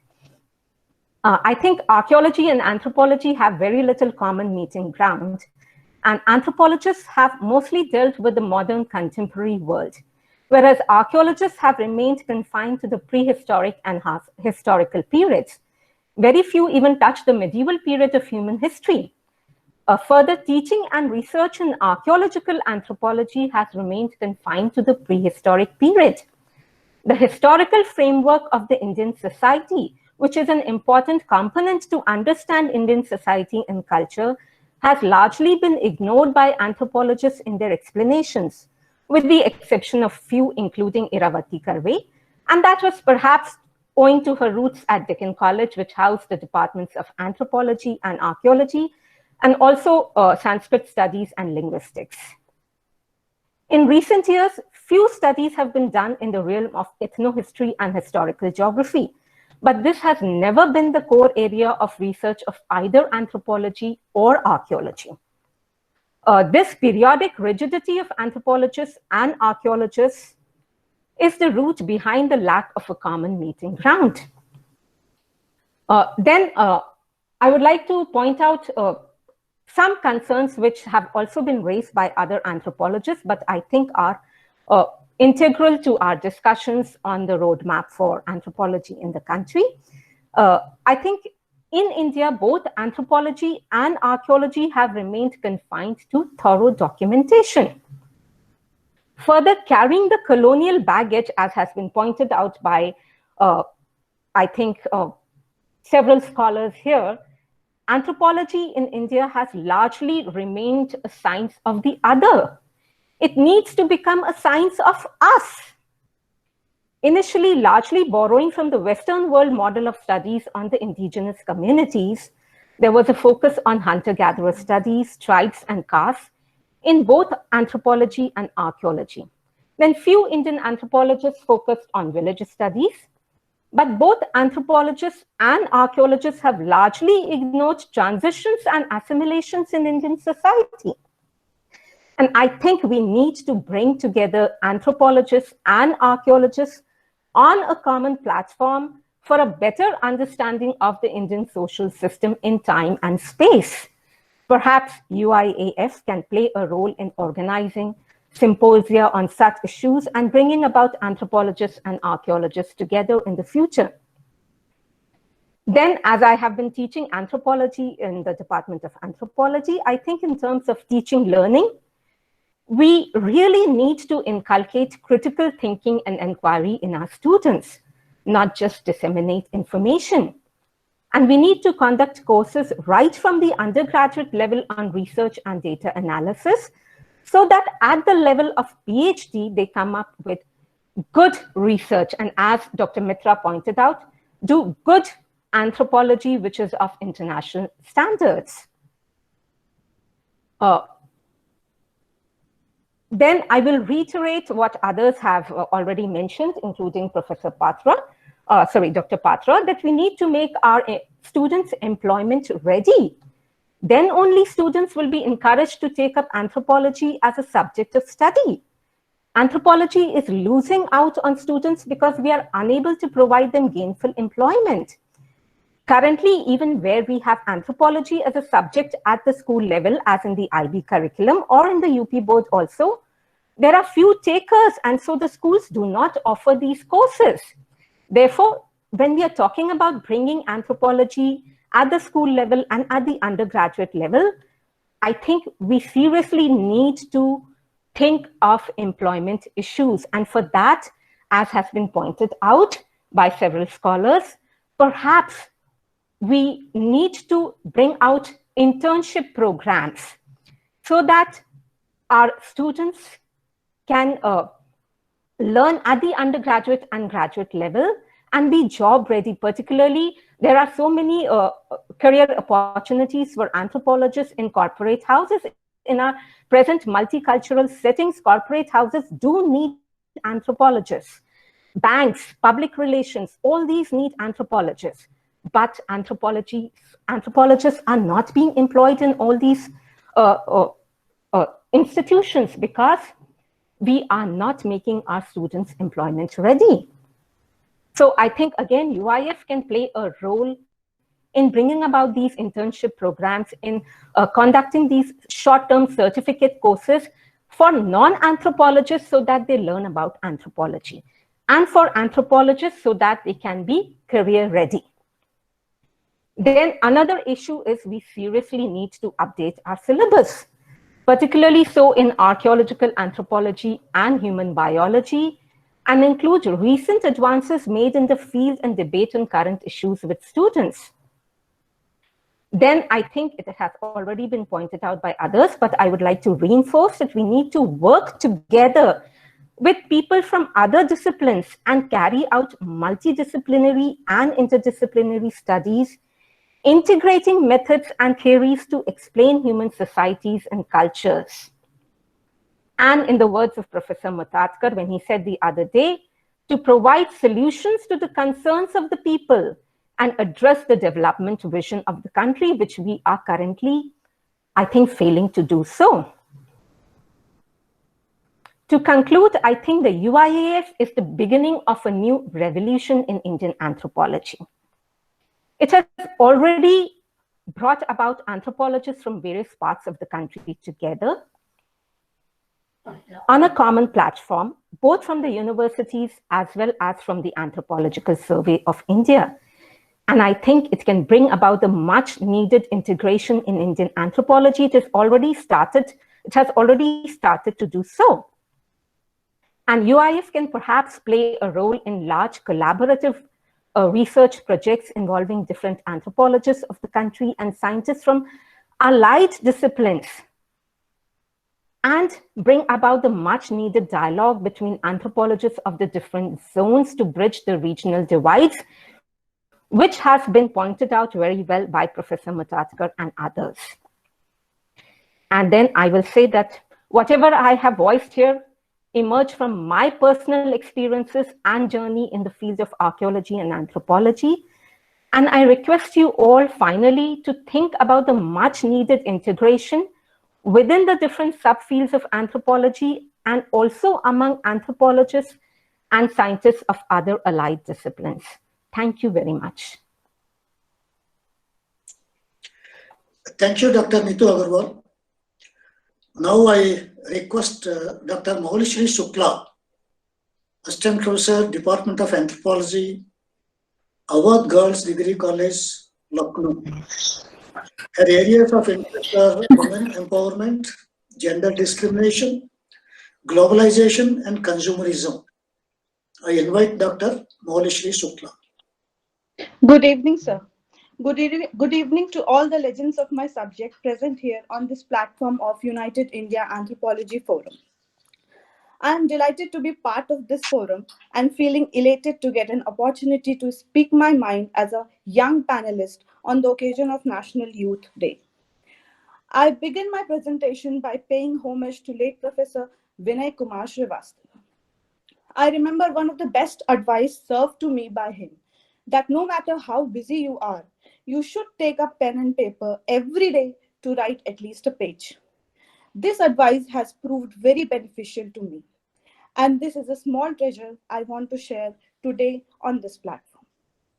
As we all are part of this subject, so we must have seen something really very positive in this subject to dedicate our lives in its service.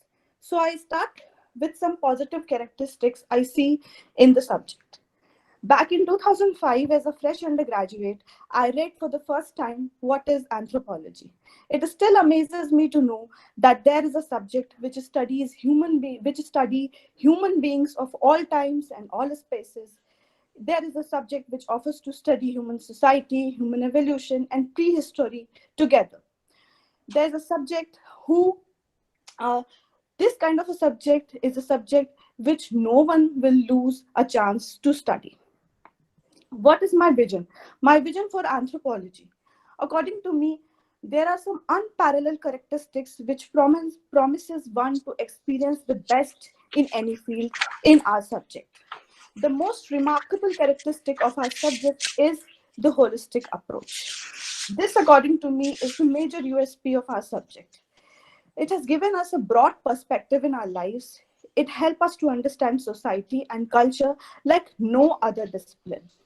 and provided us an interdisciplinary attitude in its true sense, because we are not limited to any particular institution of human society like political science and economics, but we have detailed understanding of each and every institution of a human society, which I guess is an unparalleled in any other subject. What we lack here is accommodation of holistic spirit in its true sense. We are limiting ourselves to the study of simple societies, and when we agree to introduce the complex societies to our students, it is generally at postgraduate level or at research level, when we already had suffered the brain drain. We need to give equal importance to both simple and complex societies, and when we boast that we also employ evolutionary approach to study human society and culture, then we literally need to draw that evolutionary sequence till the current stage of complex societies.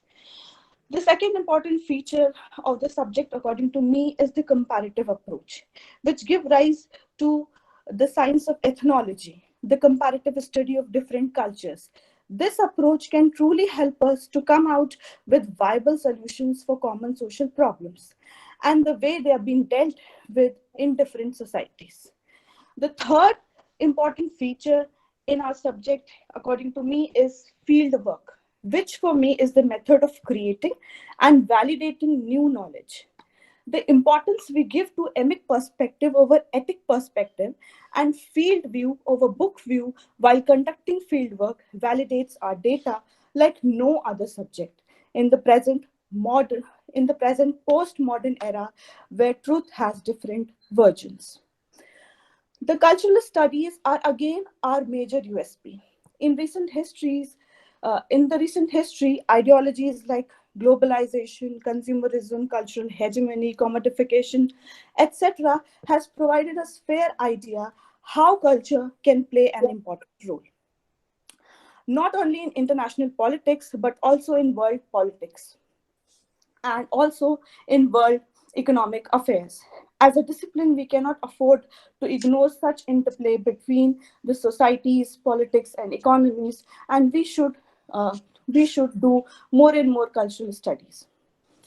The concept of cultural relativism, I guess, is the rock solid base of all the love which is spread out of our subject for the people of all geographies and all societies. I treat it as a value which we must inculcate in our students to make them better humans, whether they pursue our subject later in their lives or not, but they should take this value with them. And also, they must be taught about ethnocentrism so that they can refrain themselves from practicing it. We must also taught our students to not just be tolerant for other cultures and people, but to embrace the idea of multiculturalism. We also need to bring in the form the applied and action anthropology and help solving the problems of our country, which are related to poverty, patriarchy, and population. Now, the second part of my presentation are my expectations with this platform. UIAF is a welcome change in our subject, and the first and foremost thing it has already done is to help us get introduced with each other and tap the limited amount of positive energy. We should keep up this trend of both online and offline meet and keep helping each other in our endeavors. We should start advocacy of introducing anthropology throughout the country at school level. We should start advocacy of anthropology for various public employment, particularly those which are directed for the students of sociology and social work. They should be offered to our students as well. We are in dire need of updating our undergraduate syllabus according to global standards and give equal importance to both simple and complex societies. Phenomenology of research should be taught to our students by the help of this platform so that we can take back our jobs in research panels of multinational corporations and non-governmental organizations. We should claim back our positions as experts of culture and society in different planning bodies of government organizations, including the apex planning body, Niti Aayog. The platform can also help our students by finding appropriate experts who can help them to develop their concepts and their ideas. With this, I'm ending my presentation, and I'm also extending apology for this short of breath, which is because of some health condition of mine. And thank you so much to the platform for providing me this opportunity to speak my mom. Thank you so much. Thank you, Dr. Mauli Shukla. That is a very concise presentation you have made, but very clear. Thank you, sir. And now I move upon to the last speaker, Dr. Ashok Pandey, ICSSR postdoctoral fellow in the Allahabad University Department of Sociology. He is a social anthropology and sociology specialized person. He also worked as guest faculty at Allahabad University earlier. He also worked at National Institute of Rural Development, Hyderabad, as a project associate. And he is presently working on indigenous people and their health aspects in Uttar Pradesh. Now I request Dr. Ashok Pandey to make his presentation.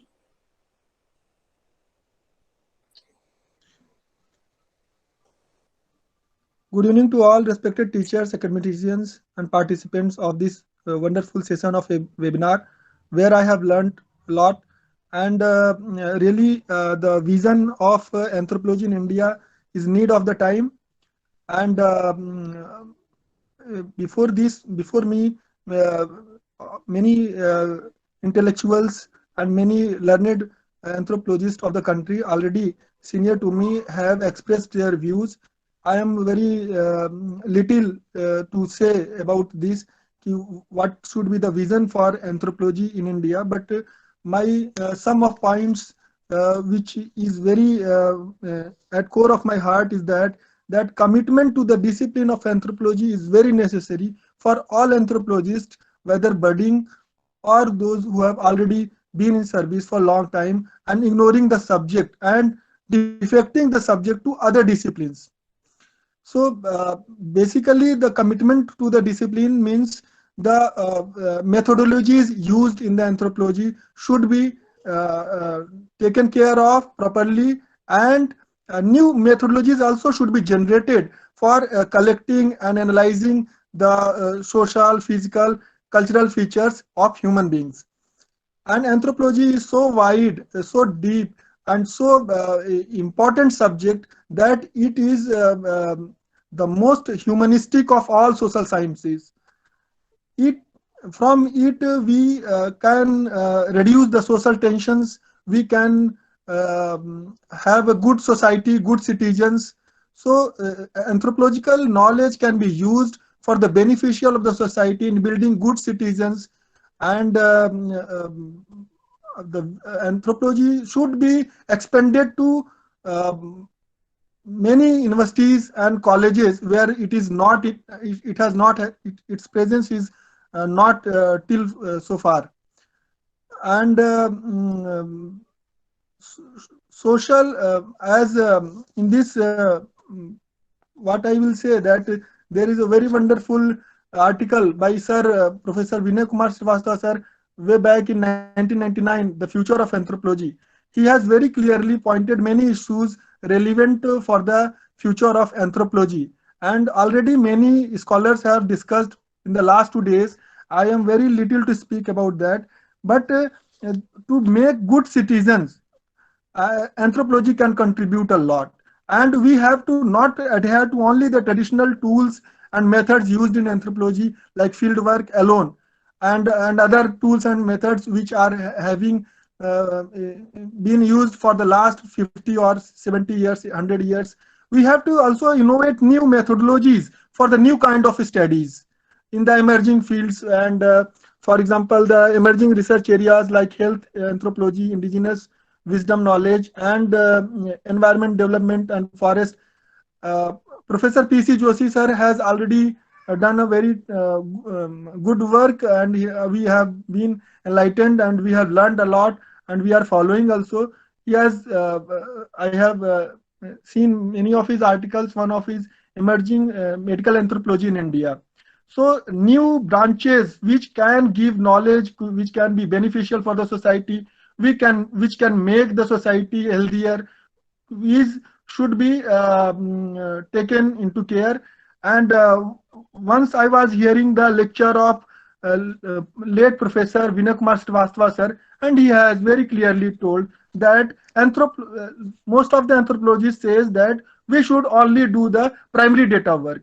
But he has clearly told that we should not be hesitating to only limiting ourselves to primary data. We should also use secondary data, also primary data. Combination of both qualitative and quantitative data and analysis will help our subject in a better way.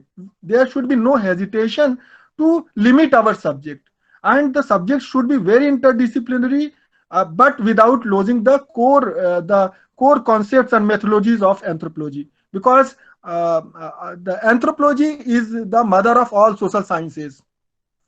And what anthropology can give to all social sciences, no other discipline can give.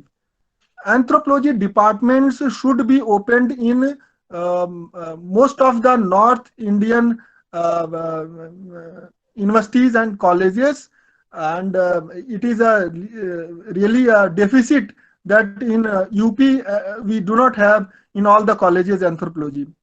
So our expansion of this subject, both in academic discourse and in the public, the people should know that what is anthropology and how it can contribute the society. I have read many articles of Gregory sir reinventing anthropology as a means of engaging with society, and Professor Vinay Kumar Srivastava sir, and sir also Venkat Rao sir, and Professor Sahai sir.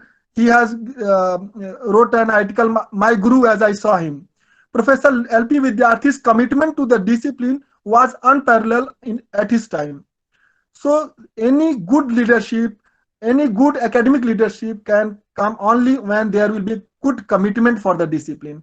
And in anthropology, today we are seeing like Professor Deepak Behra sir, Professor P.C. Joshi sir, and many other stalwarts also. So who are really giving us direction, who are helping us, who are motivating us, who are making the discipline to redefine itself.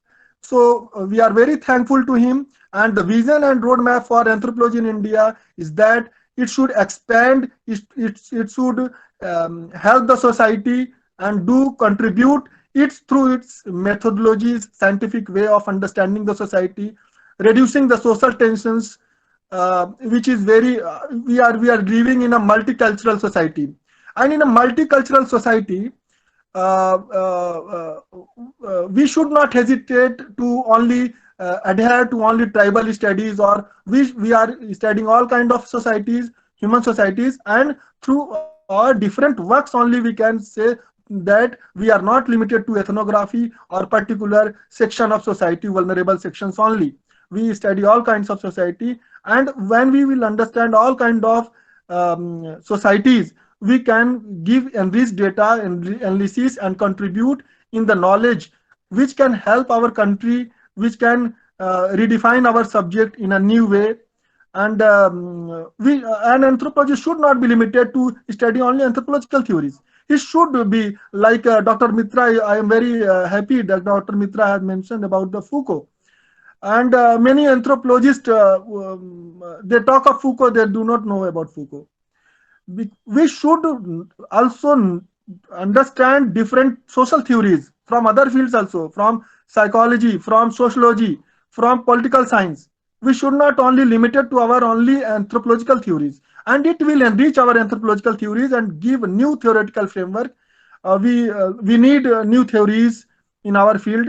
And an anthropologist is not hesitant for accepting and improving himself. So we should improve, and our subject we should make it more interdisciplinary, at the same time not losing the core methodologies and innovativeness, and what we can say, we are very gregarious human beings. Anthropologists are very gregarious. They are not introvert, and the demarcations that physical anthropologists treat them, that they are very scientific, or social anthropologists treat them that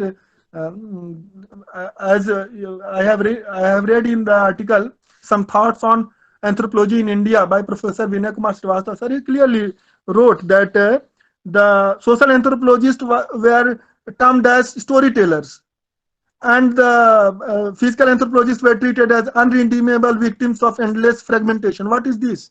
Our dream, our subject should be integrative and should be a physical anthropologist should help the physical anthropologist, should help the social anthropologist, should help the linguistic anthropologist, should help the, I mean, there should be interchange of exchange of knowledge. There should be sharing of knowledge. It should not limit that from, we are not watertight means subdisciplines. Within the discipline there is issues of sub issues like the physical social culture. Yes, sir. Ashok Pandey, please conclude. Yes, sir. So I think that it is very vital that commitment to the discipline of anthropology, as well as taking like soft skills and other theories, knowledge from other disciplines also, which can enrich our subject, and through innovativeness in our methodologies appropriately used for our studies, can help our subject and give a long way for this for our subjects. Thank you, Dr. Ashok Pandey. I think right from the beginning there are two hands that are actually raised. One is Professor Shangna Mehta and the other is Professor Nita Mawar. And of course now Sri Bhagavan Rai, Professor Bhagavan Rai also wants to ask something. So first I request Professor Nita Mawar. Yes, sir. Welcome, sir.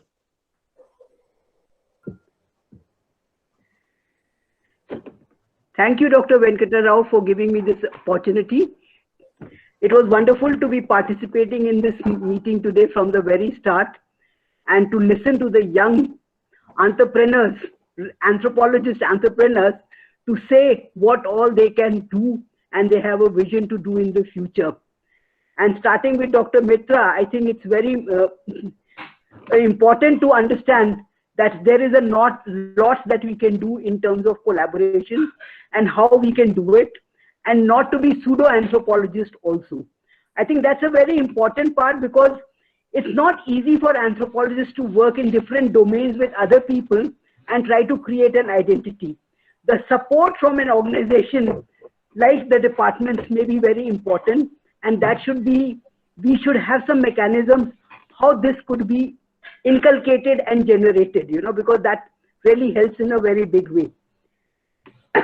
I know that, you know, as working in the field of anthropology, we have a wide application in terms of whether it is ethics or religion or what we use. And working in Indian Council of Medical Research, got an exposure to all those issues, and it helps us to understand that. But we have to work as a, you know, very cohesive group to see how best we can create and create an application for anthropology in a much bigger way. Because I know teaching emic and ethic approaches to medical scientists was not easy, working in a medical field, but we made sure that was done. We could do a clinical trial on HIV positive people using yoga as an intervention in a medical field, which was quite a difficult process, but we tried to do it. It has been published and it has been well received. We did studies related to stigma, even on issues related to HIV, which is again very well received. So it takes a lot of efforts to continue. Because I belong to the anthropology department of Delhi University, it helped me with our friends like Dr. Joshi, Dr. Vinay Srivastava, and our teachers who helped us to pursue these goals. And I'm sure we as a group can contribute in a very big way. With the new education policy that is coming up, I think it's very important to see how best we can, you know, collaborate, collate in whatever way anthropologists can do. And I'm sure we can start with Delhi University. Dr. Mitra already has lots of idea, because the new education policy envisages that we have a disciplinary approach to understanding a problem, not confining it to a particular approach itself. So I think we should look at it from that point of view. But Dr. Mitra, I mean, I was interested in asking Dr. Mitra how we are going to do it in future. So maybe, you know, instead of having a, you know, looking at it from a positive way, how we could do really collaboration and not saying that it is, you know, pseudoscience, but it is pseudo-anthropology, but something much more that we can do. And I really must congratulate that Dr. P.C. Joshi has also seen to it that Delhi University collaborates with ICCR, and that will be a big contribution.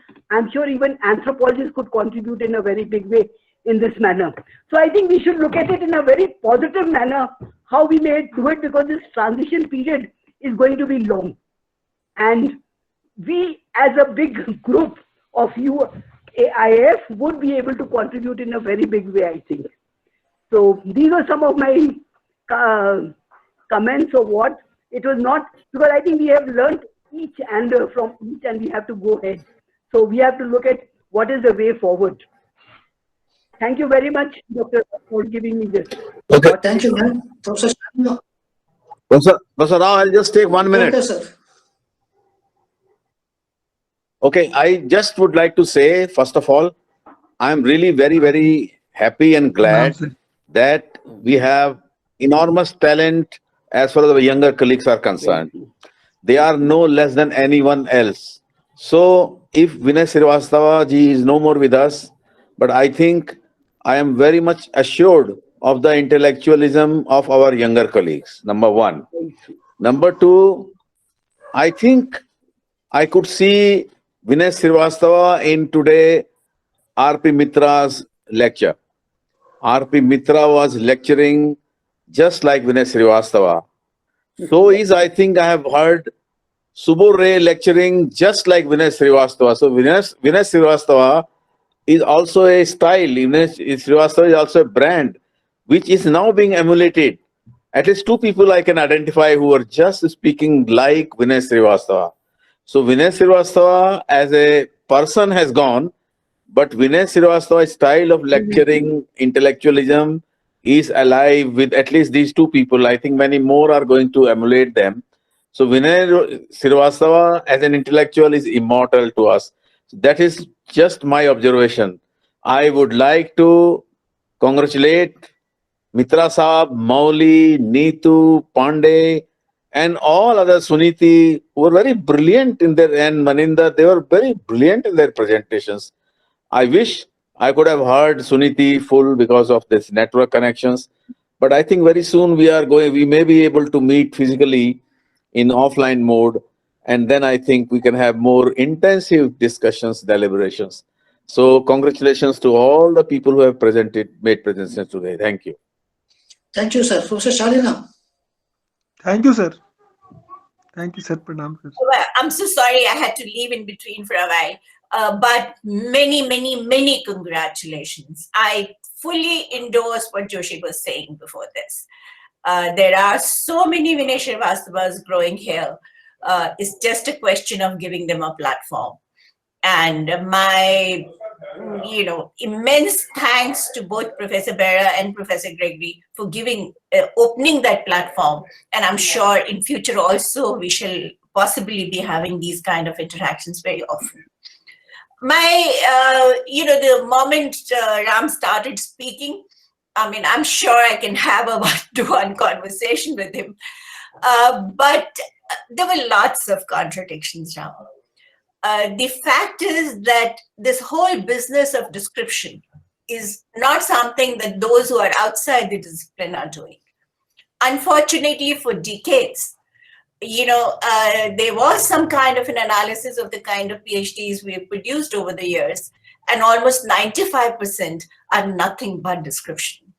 So to say that it's only those who are outside are pseudo-anthropologists and we are the good anthropologists in itself is going to be a very, very acrimonious in many ways.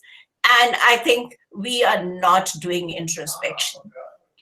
The other problem that I had with and I can say this to you because I say this to you with a right and an authority.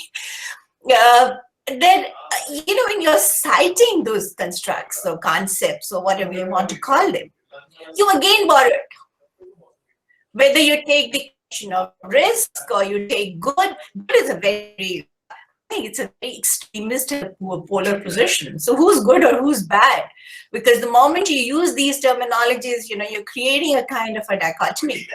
And theoretically speaking, these polarizations are really not in the larger interest of the discipline. So from that perspective, since we all have so much, and Professor Joshi has just said, you are the legacy that Vinay has left behind. So Vinay was innovative in many, many ways. He did not really borrow. He tried to utilize. You talked about his concept of renunciation. Why is it so that we can't find new terminologies for ourselves? Why is it so that we continue to use those categories that our colonial masters, whom we are condemning today, had given us? Why is it so that in the last 100 years, we've not been able to replace the term tribe? Why we haven't been able to break these barriers, tribe, community, rural, urban? Are there any kind of constructs that we need to make on our own terms? Why are we ashamed of using local dialects for them? Why can't we popularize them and say, okay, these are the terminologies which actually explain the existence? One of the problems that I always had with the People of India project, and I said so in so many words to him, is whom are you calling a community and how are you defining a community? Similarly, if you're going to talk about reflexivity and if you're going to talk about how communities themselves define, then we have to go with their identification. We don't have to impose or superimpose those categorizations. So this is one concern that I thought when you started speaking, I had at the outset. And I assumed that instead of talking to you in person, I might as well make it public to begin with. So please ponder over it. We all love Bourdieu, we love reading. That was a discussion I had many a times with Vinay also. Levi-Strauss is fine, but then there's something beyond Levi-Strauss. So did we really try to look at, all talk about Indianization, but have we really bothered to read what they said? So I can see Rausap getting a little uncomfortable, so I'm not really going to go and give another lecture on it. But that's a concern. To the rest of my young friends, your concerns are very, very pragmatic. As yesterday, Mishra ji was saying, we should have an entire session on what is pragmatic. But then let us do, at the moment, my appeal to all of you is, let us internalize and see what are the issues. If a department in Hyderabad can excel and the other departments are closing down, there must be something, that we've not really been able to do right. Delhi University is doing exceedingly well. So you should become, be able to show the path forward as to how we can go ahead. And I'm sure there's some outside the domain of anthropology whom you called as pseudo-anthropologists who are doing much better work than any one of us have ever done. So let's admit it, acknowledge it, move forward, especially my young friends here.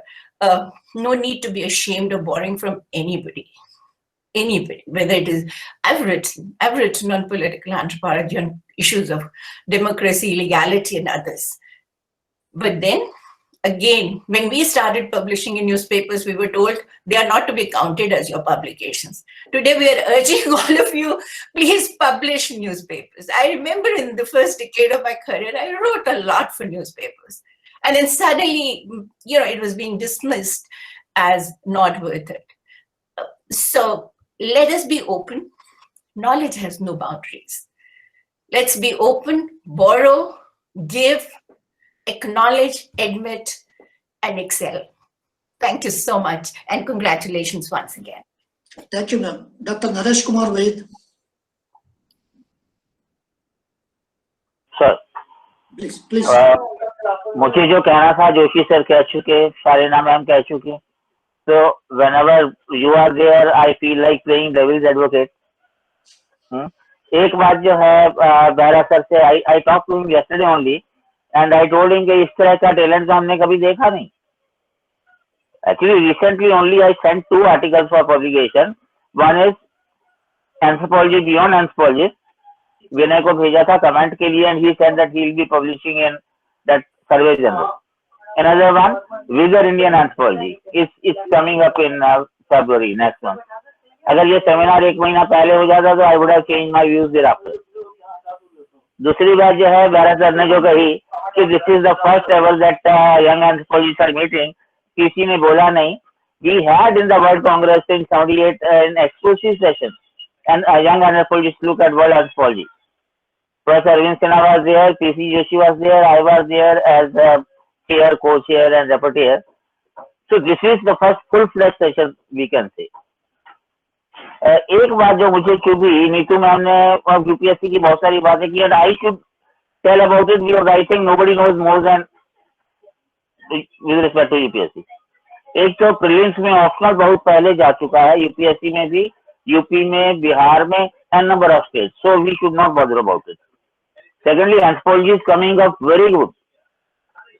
Last year ही हमारे 2 student second rank और 4th rank आए हैं, और क्या चाहिए इससे ज्यादा. And anthropology is least known. तो हमारा जो यूट्यूब चैनल है, just anthropology channel, and it has more than 20,000 subscribers.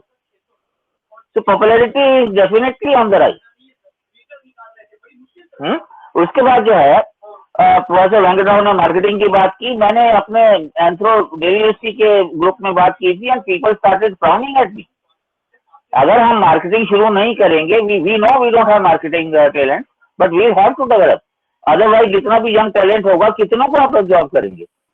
Professor केसी मल्होत्रा, ललित और मैं, हम लोगों ने मैनेजमेंट इंस्टीट्यूट में we have taken a session before this Covid, and they agreed that definitely anthropology is much better than social and economics.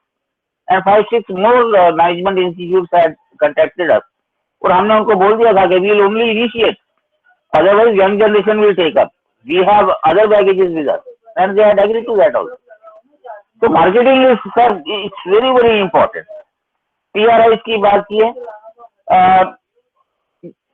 Chhattisgarh में TRI की director है, she is my student from Lucknow only. And she is an IS, और collector बनने के बाद secretariat जाना था, she said no, give me TRI. कोई कमाई नहीं है उसमें. And she has invited some anthropologists. I mean, we have to decide about what kind of policy we can have with respect to Chhattisgarh for tribal development. So अगर anthropology कहीं भी काम आती है, सेंट्रल गवर्नमेंट की बहुत सारी reports है which state that even if people have taken anthro at the coaching level, they are doing better than others. सारे इंजीनियर होते हैं.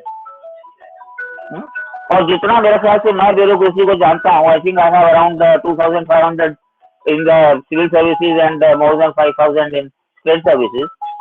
तो लोग पता नहीं क्यों डरते हैं. बहुत सारे एंथ्रोपोलॉजिस्ट हैं जो पटवारी से बात करते हुए डरते हैं, एसडीएम से बात करते हुए डरते हैं. क्यों डरते हैं भाई? आप कहीं भी जाएंगे, 1/3 of them must likely be having anthropology as their option. They can be very helpful to you. जो हम झारखंड और छत्तीसगढ़ में थोड़ा बहुत काम कर पा रहे हैं, it is because of them only. बात लंबी हो जाएगी. Thanks sir, Venkat sir, time देने के लिए. Thank you very much, sir. Thank you very much. I really appreciate this. Last 2 days I am listening the younger's voice. I do not like to say the young, the future anthropologists. It is really very good to listen their free mind, free thinking, even free new work even, because today and the day before, even yesterday I have listened that. One important thing, this our promising young stars of the future anthropology is a very pertinent issue. They need a change in anthropology. It's a great issue. And they need a reform in anthropology. Almost all of them said, either directly or indirectly. Today, one important issue has come from Professor Mitra. Very important issue he raised, good anthropology.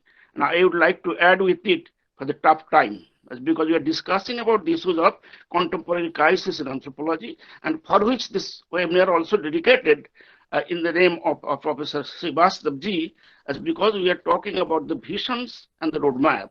So I think the good anthropology for the tough time, or in other way, new anthropology for the new time, as because one important issue as raised by Professor Mitra is this risk society. So if we should discuss more and more on this issue for establishing a new vision of anthropology, and which actually needs the entire paradigm shift in various domains of anthropological research in all its subfields. Second part is very important, what is raised by our moderator sir itself, Professor Rao, and also by the other young scholars about the decolonization. Decolonization is a very important issue in anthropology today if we want to give its reform. As because decolonization, if we talk about the delinking of the discourses. The delinking of the discourses is important in the sense that it requires a lot of changes. Professor Rao itself pointed out that there is a need of review and rethink of the concepts. Two important issues I would like to raise in this context. One important issue, if we look into the journey of Indian anthropology in India, we see we are suffering from colonial legacy. Some scholar boldly pointed out that she was challenged by one, even in the very important meeting, that is called anthropology, a colonial discipline. Quite often I also faced in my own universities, quite often by my other sister discipline. So important issue, if we say the decolonization, so we are thinking about this so from colonial legacy to post-colonial identity in India, and there also itself the two hegemonies at very important issue, the two hegemonic forces, even in decolonization era. One is your neo-colonial present, and also with this neo-traditional present. This confronting the two trends that also dominating even the neo-colonial era, so that we should touch up on how, and that is why the national perspective we are missing, as because when we're talking about the anthropological issues, actually whose voices we are raising, and which kind of society are we in a position to touch upon all the societies? Some young mind already raised that is not simply the study of the one important, and already termed with the tribal studies, not like that. It's study of all communities. And what are the all communities? India is very fragmented, high diversity.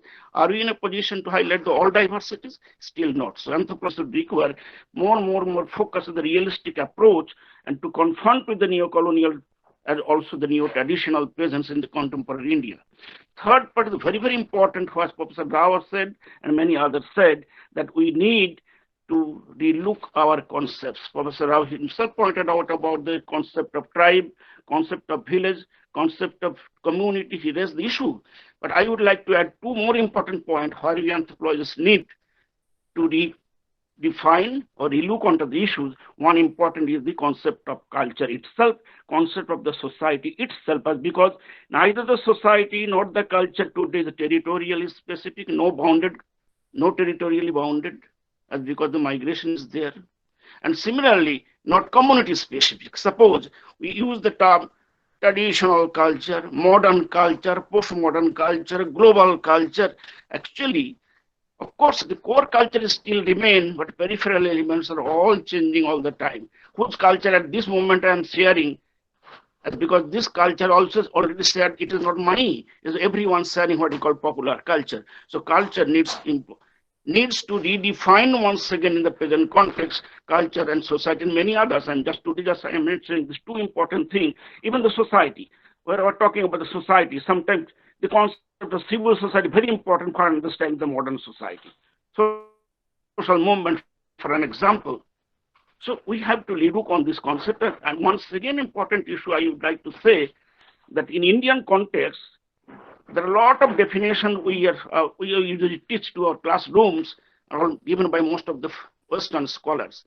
Only Indian concept of culture was developed by N.K. Bose. I think present generation, many of the people are not aware about that. His concept of culture is a small book is there on the concept of culture. Culture is a crystallized phase of man's life activities. This definition, I think, India very important at this moment. Many of you have pointed out that we are lagging behind the theoretical research. Actually, we have proved ourselves masters in empiricism, no doubt of it. But at the same time, theoretical research is anthropology very important, because without theoretical growth, a discipline cannot survive, even it cannot go itself. So at this moment, and the reform of this so-called present day good anthropology, there should be parallelly equally importance to be given both on empiricism at the time theoretical research. This is my comments. Thank you very much. I once again appreciate all the young minds for their fresh thinking, fresh looking, and bold statement. Thank you very much. Thank you, sir. Now, Sri Bhagwan Rai, Professor Bhagwan Rai. Thank you, sir.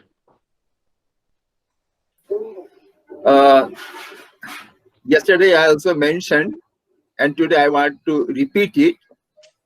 Maybe I'll repeat it for next 2 days, that at the age of 78, I have been learning immensely from the younger anthropologists. I repeat, from the younger anthropologists. And we all seniors have appreciated that. This is the first thing. Second thing, as a forum,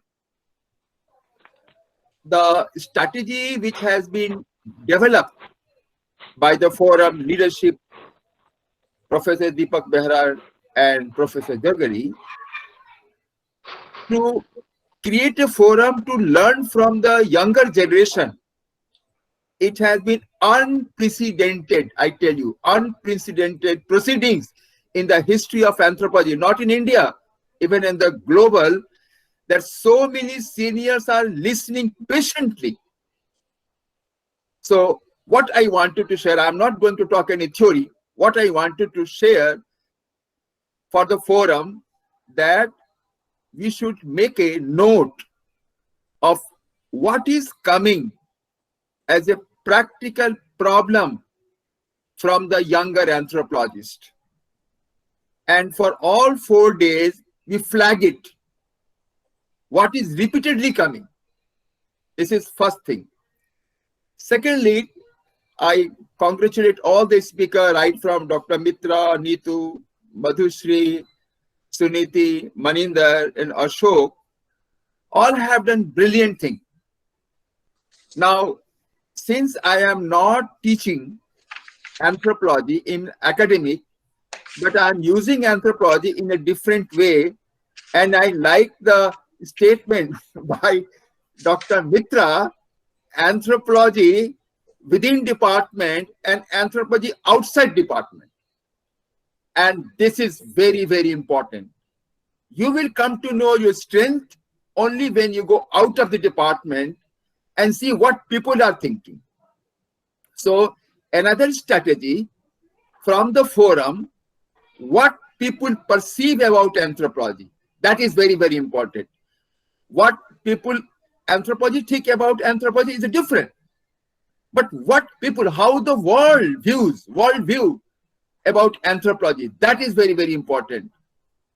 And third point, again, I'm talking of the strategy only, making use of this, all the learning which comes, that we must have maybe on the 4th day or some day, a kind of SWOT analysis. Strength of anthropology, weakness of anthropology. What are the opportunities in front of us?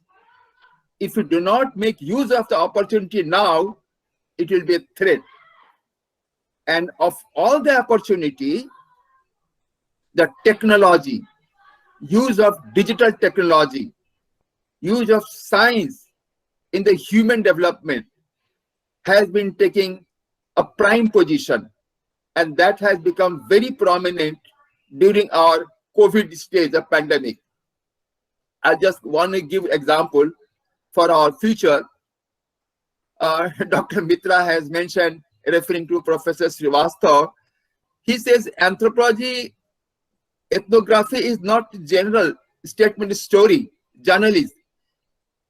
I remember what Professor Srivastava mentioned, it must have a theoretical analysis of the situation. And unless we do analysis, it will not be theory. And if it's not a theory, it is not coming, it is not an anthropology, it is journalist report. So what I wanted to share there, another strategy we have to find out what is there in anthropology which you can say it is not in other subject.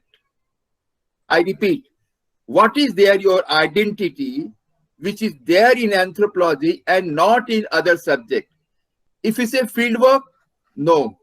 Field work is done by geographer also, economist also, geologist also. What is the uniqueness of the field work of anthropology? So this is the few points I wanted to share. Let us for all days find out those uniqueness of anthropology for which you can say this is the foundation of anthropology and no other science has got. And last point, which Dr. Gregory often says, through anthropology, we are serving humanity. How we are serving humanity? Are we clear? How we are serving? We are talking of humanity. We are discussing about humanity. But do we have a roadmap of serving humanity? Can we tell that this is the area where anthropologists have served humanity? Knowing human body and serving humanity are two different. And that is why this forum has got another very unique program, Practicing Anthropology.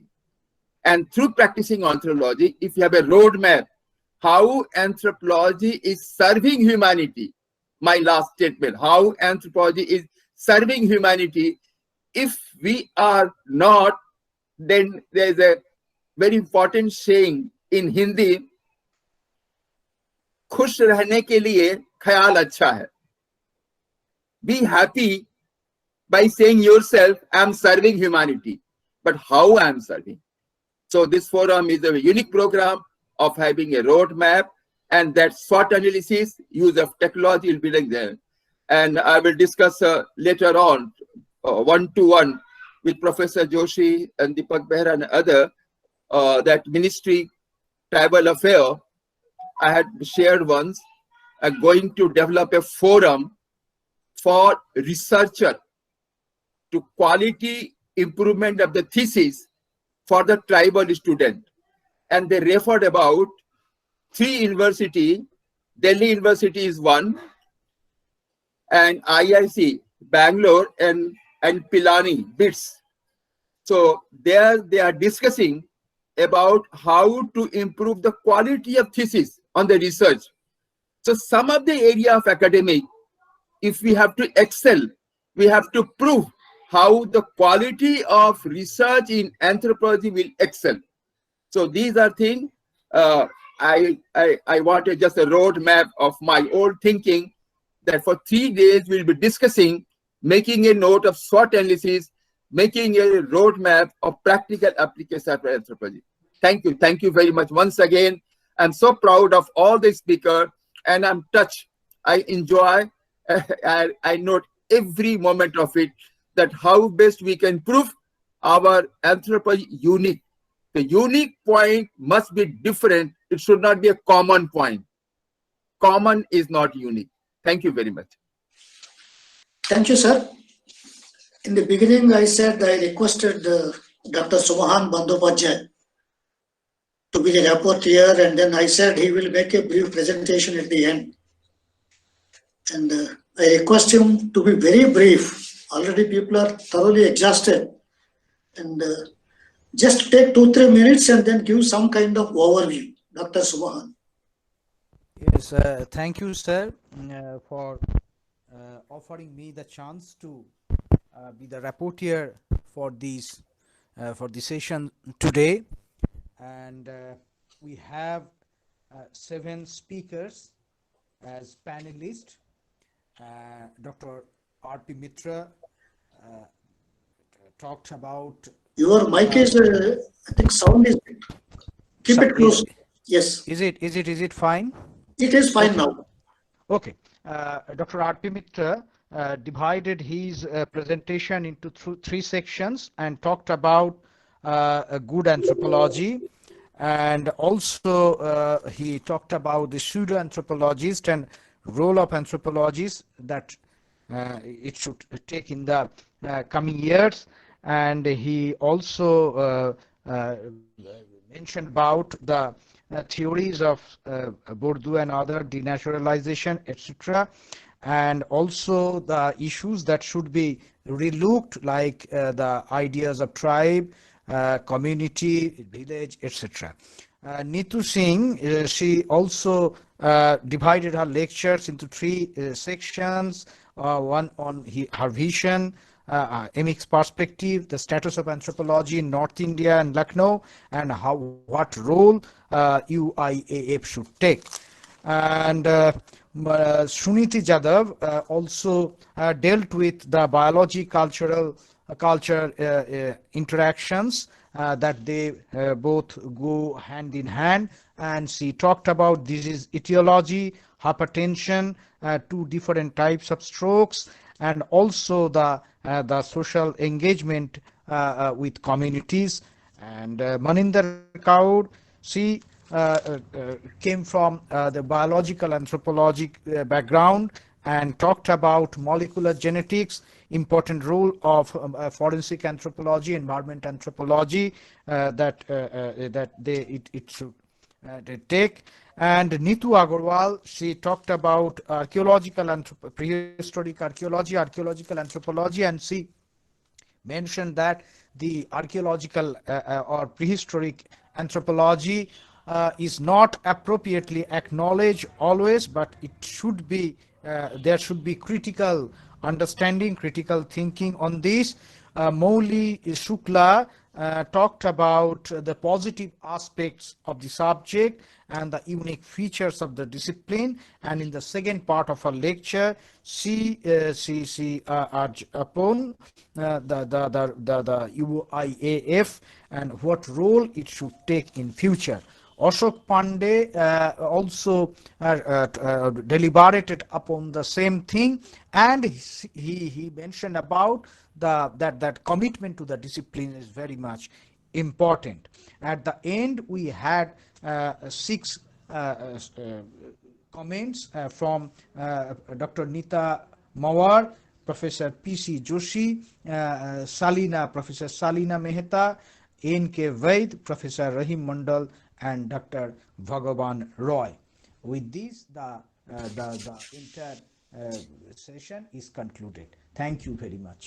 Thank you, Sumohan, for a very compact, brief presentation.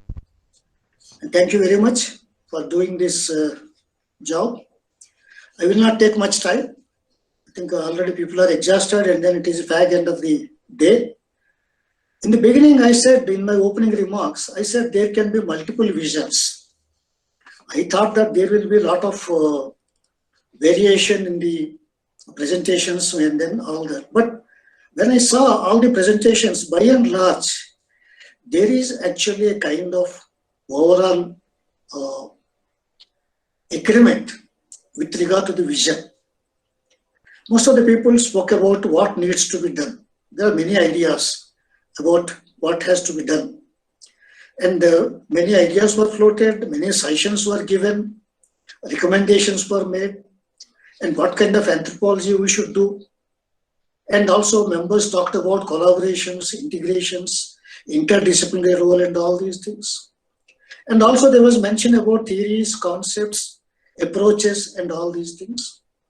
And one concern that has actually recurrence is about the colonial discipline branding that we actually carry.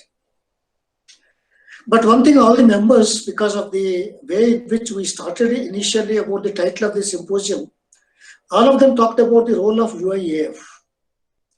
And UIAF, and also another concern is about the careers, opening colleges, opening programs, and then introducing anthropology in the different schools and then curricula and all that. So I think there is high responsibility actually is placed on UIAF. There are high expectations from all the youngsters that UIAF will be able to actually do something with regard to introduction of anthropology in colleges, schools and all that. That is actually one concern that is actually recurring in all the presentations. But by and large, on the whole, the very relevant issues have been actually touched upon by all the presenters. And then all of them are very good, but unfortunately, unlike yesterday, today there is a network problem in 2 presentations. And that's a little audio problem is there, but all of them have done very well. And then they are well prepared, and then with all commitment and sincerity, they came and made their presentations. I congratulate all of them. And as our earlier speakers said, that the future is actually safe and bright in the hands of these youngsters. With these few words, I thank the organizers, UIAF, Professor Deepak Behra, and Professor Gregory for giving me this opportunity. And thanks to all of you for a very patient listening. Thank you. Thank you very much, Professor Venkat Raoji, for moderating the entire session. I would like to congratulate all the 7 panelists who have presented their viewpoint before the forum, and they have a lot of expectation from the forum. We will try our best to live up to their expectation. When I say we, means I also include them. So Gregory and I are not capable enough. We don't have the potentiality. We are only the facilitator, and whatever suggestion, ideas are shared in the group, we try to follow them. And one thing which I would like to say, like one sentence, so that public perception on the subject needs to be changed. Then only probably what Dr. Bayed was also talking about, marketing. Unless until we change the public perception, then probably it is difficult. And also probably we have to, for that we have to reorient. Both the points have been touched upon by Professor Venkat Rao. I am borrowing his ideas or supplementing that we need to reorient our focus, and otherwise that it's very difficult to survive in the era of globalization. When I say reorient, I'm saying that the core should not be compromised. So, but periphery we need to expand. We need to create more jobs. We have to check the underemployment, and we have to come up to the expectation of the younger generation.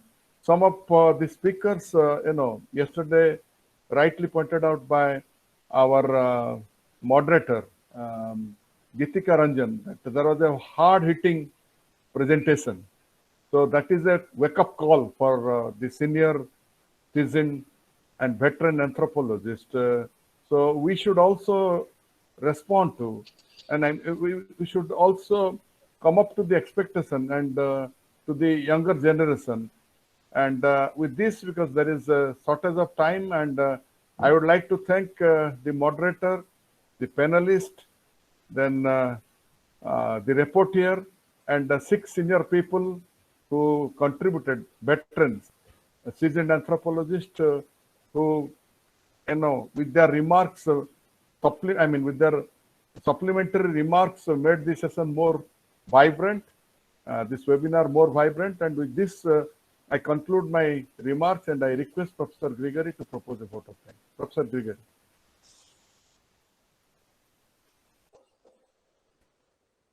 Thank you, Professor Behra. Another eventful day for the forum. I think the time is running out. I don't want to take more time, and I'm thankful to all who have participated in this webinar. I think some of the major concepts that had emerged was, consensus. Everyone focused on the holism, fieldwork, integratedness, and the need for a good, deep anthropology. I think we have to take it in the right spirit, what Dr. Mitra was saying. The ethic and emic perceptions, the need for a revamping of the curriculum and syllabus, introduction of anthropology at the school level and college levels, deconstructing the stereotypes that had been very much present among the public, clarity of the concepts and the need for inventing new concepts, career concerns, popularizing anthropology, soft skills, and multi and interdisciplinarity, etc. Very many ideas are generated in this 2 days webinar. I think we need to, as Professor Bhavan Sri pointed out, we need to do a SWOT analysis and come out with an action plan and a real vision and mission statement, as Professor Venkatrav also pointed out. Thank you very much for all the participants. I don't want to name each and everyone. Everyone presented their best, and I mean, of course, there were some technical difficulties. Otherwise, the webinar went on well, and Professor Venkatrav for excellently moderating the program, and the presence of many senior anthropologists, including Professor Farida, Professor P.K. Mishra, Professor Neeta Mewar, Professor Ranju Sahu, Professor Rahim Mandal, Professor Shalina Mehta, Professor Bhagwan Rai, Professor Subhash Walimbe, Professor Sarit Kumar Chowdhury, and Dr. Lamba, Dr. Francis Kulirani, Dr. K.N. Saraswati, and many others, and many young anthropologists. I am sure it's an inspiration for everyone, and I should also thank the host of today's webinar, Nibedita, and Professor Bagara. Specific thanks to Professor Bagara for giving us all inspiration, and thank you everyone, and we will meet again tomorrow. Thank you very much. Thank you all.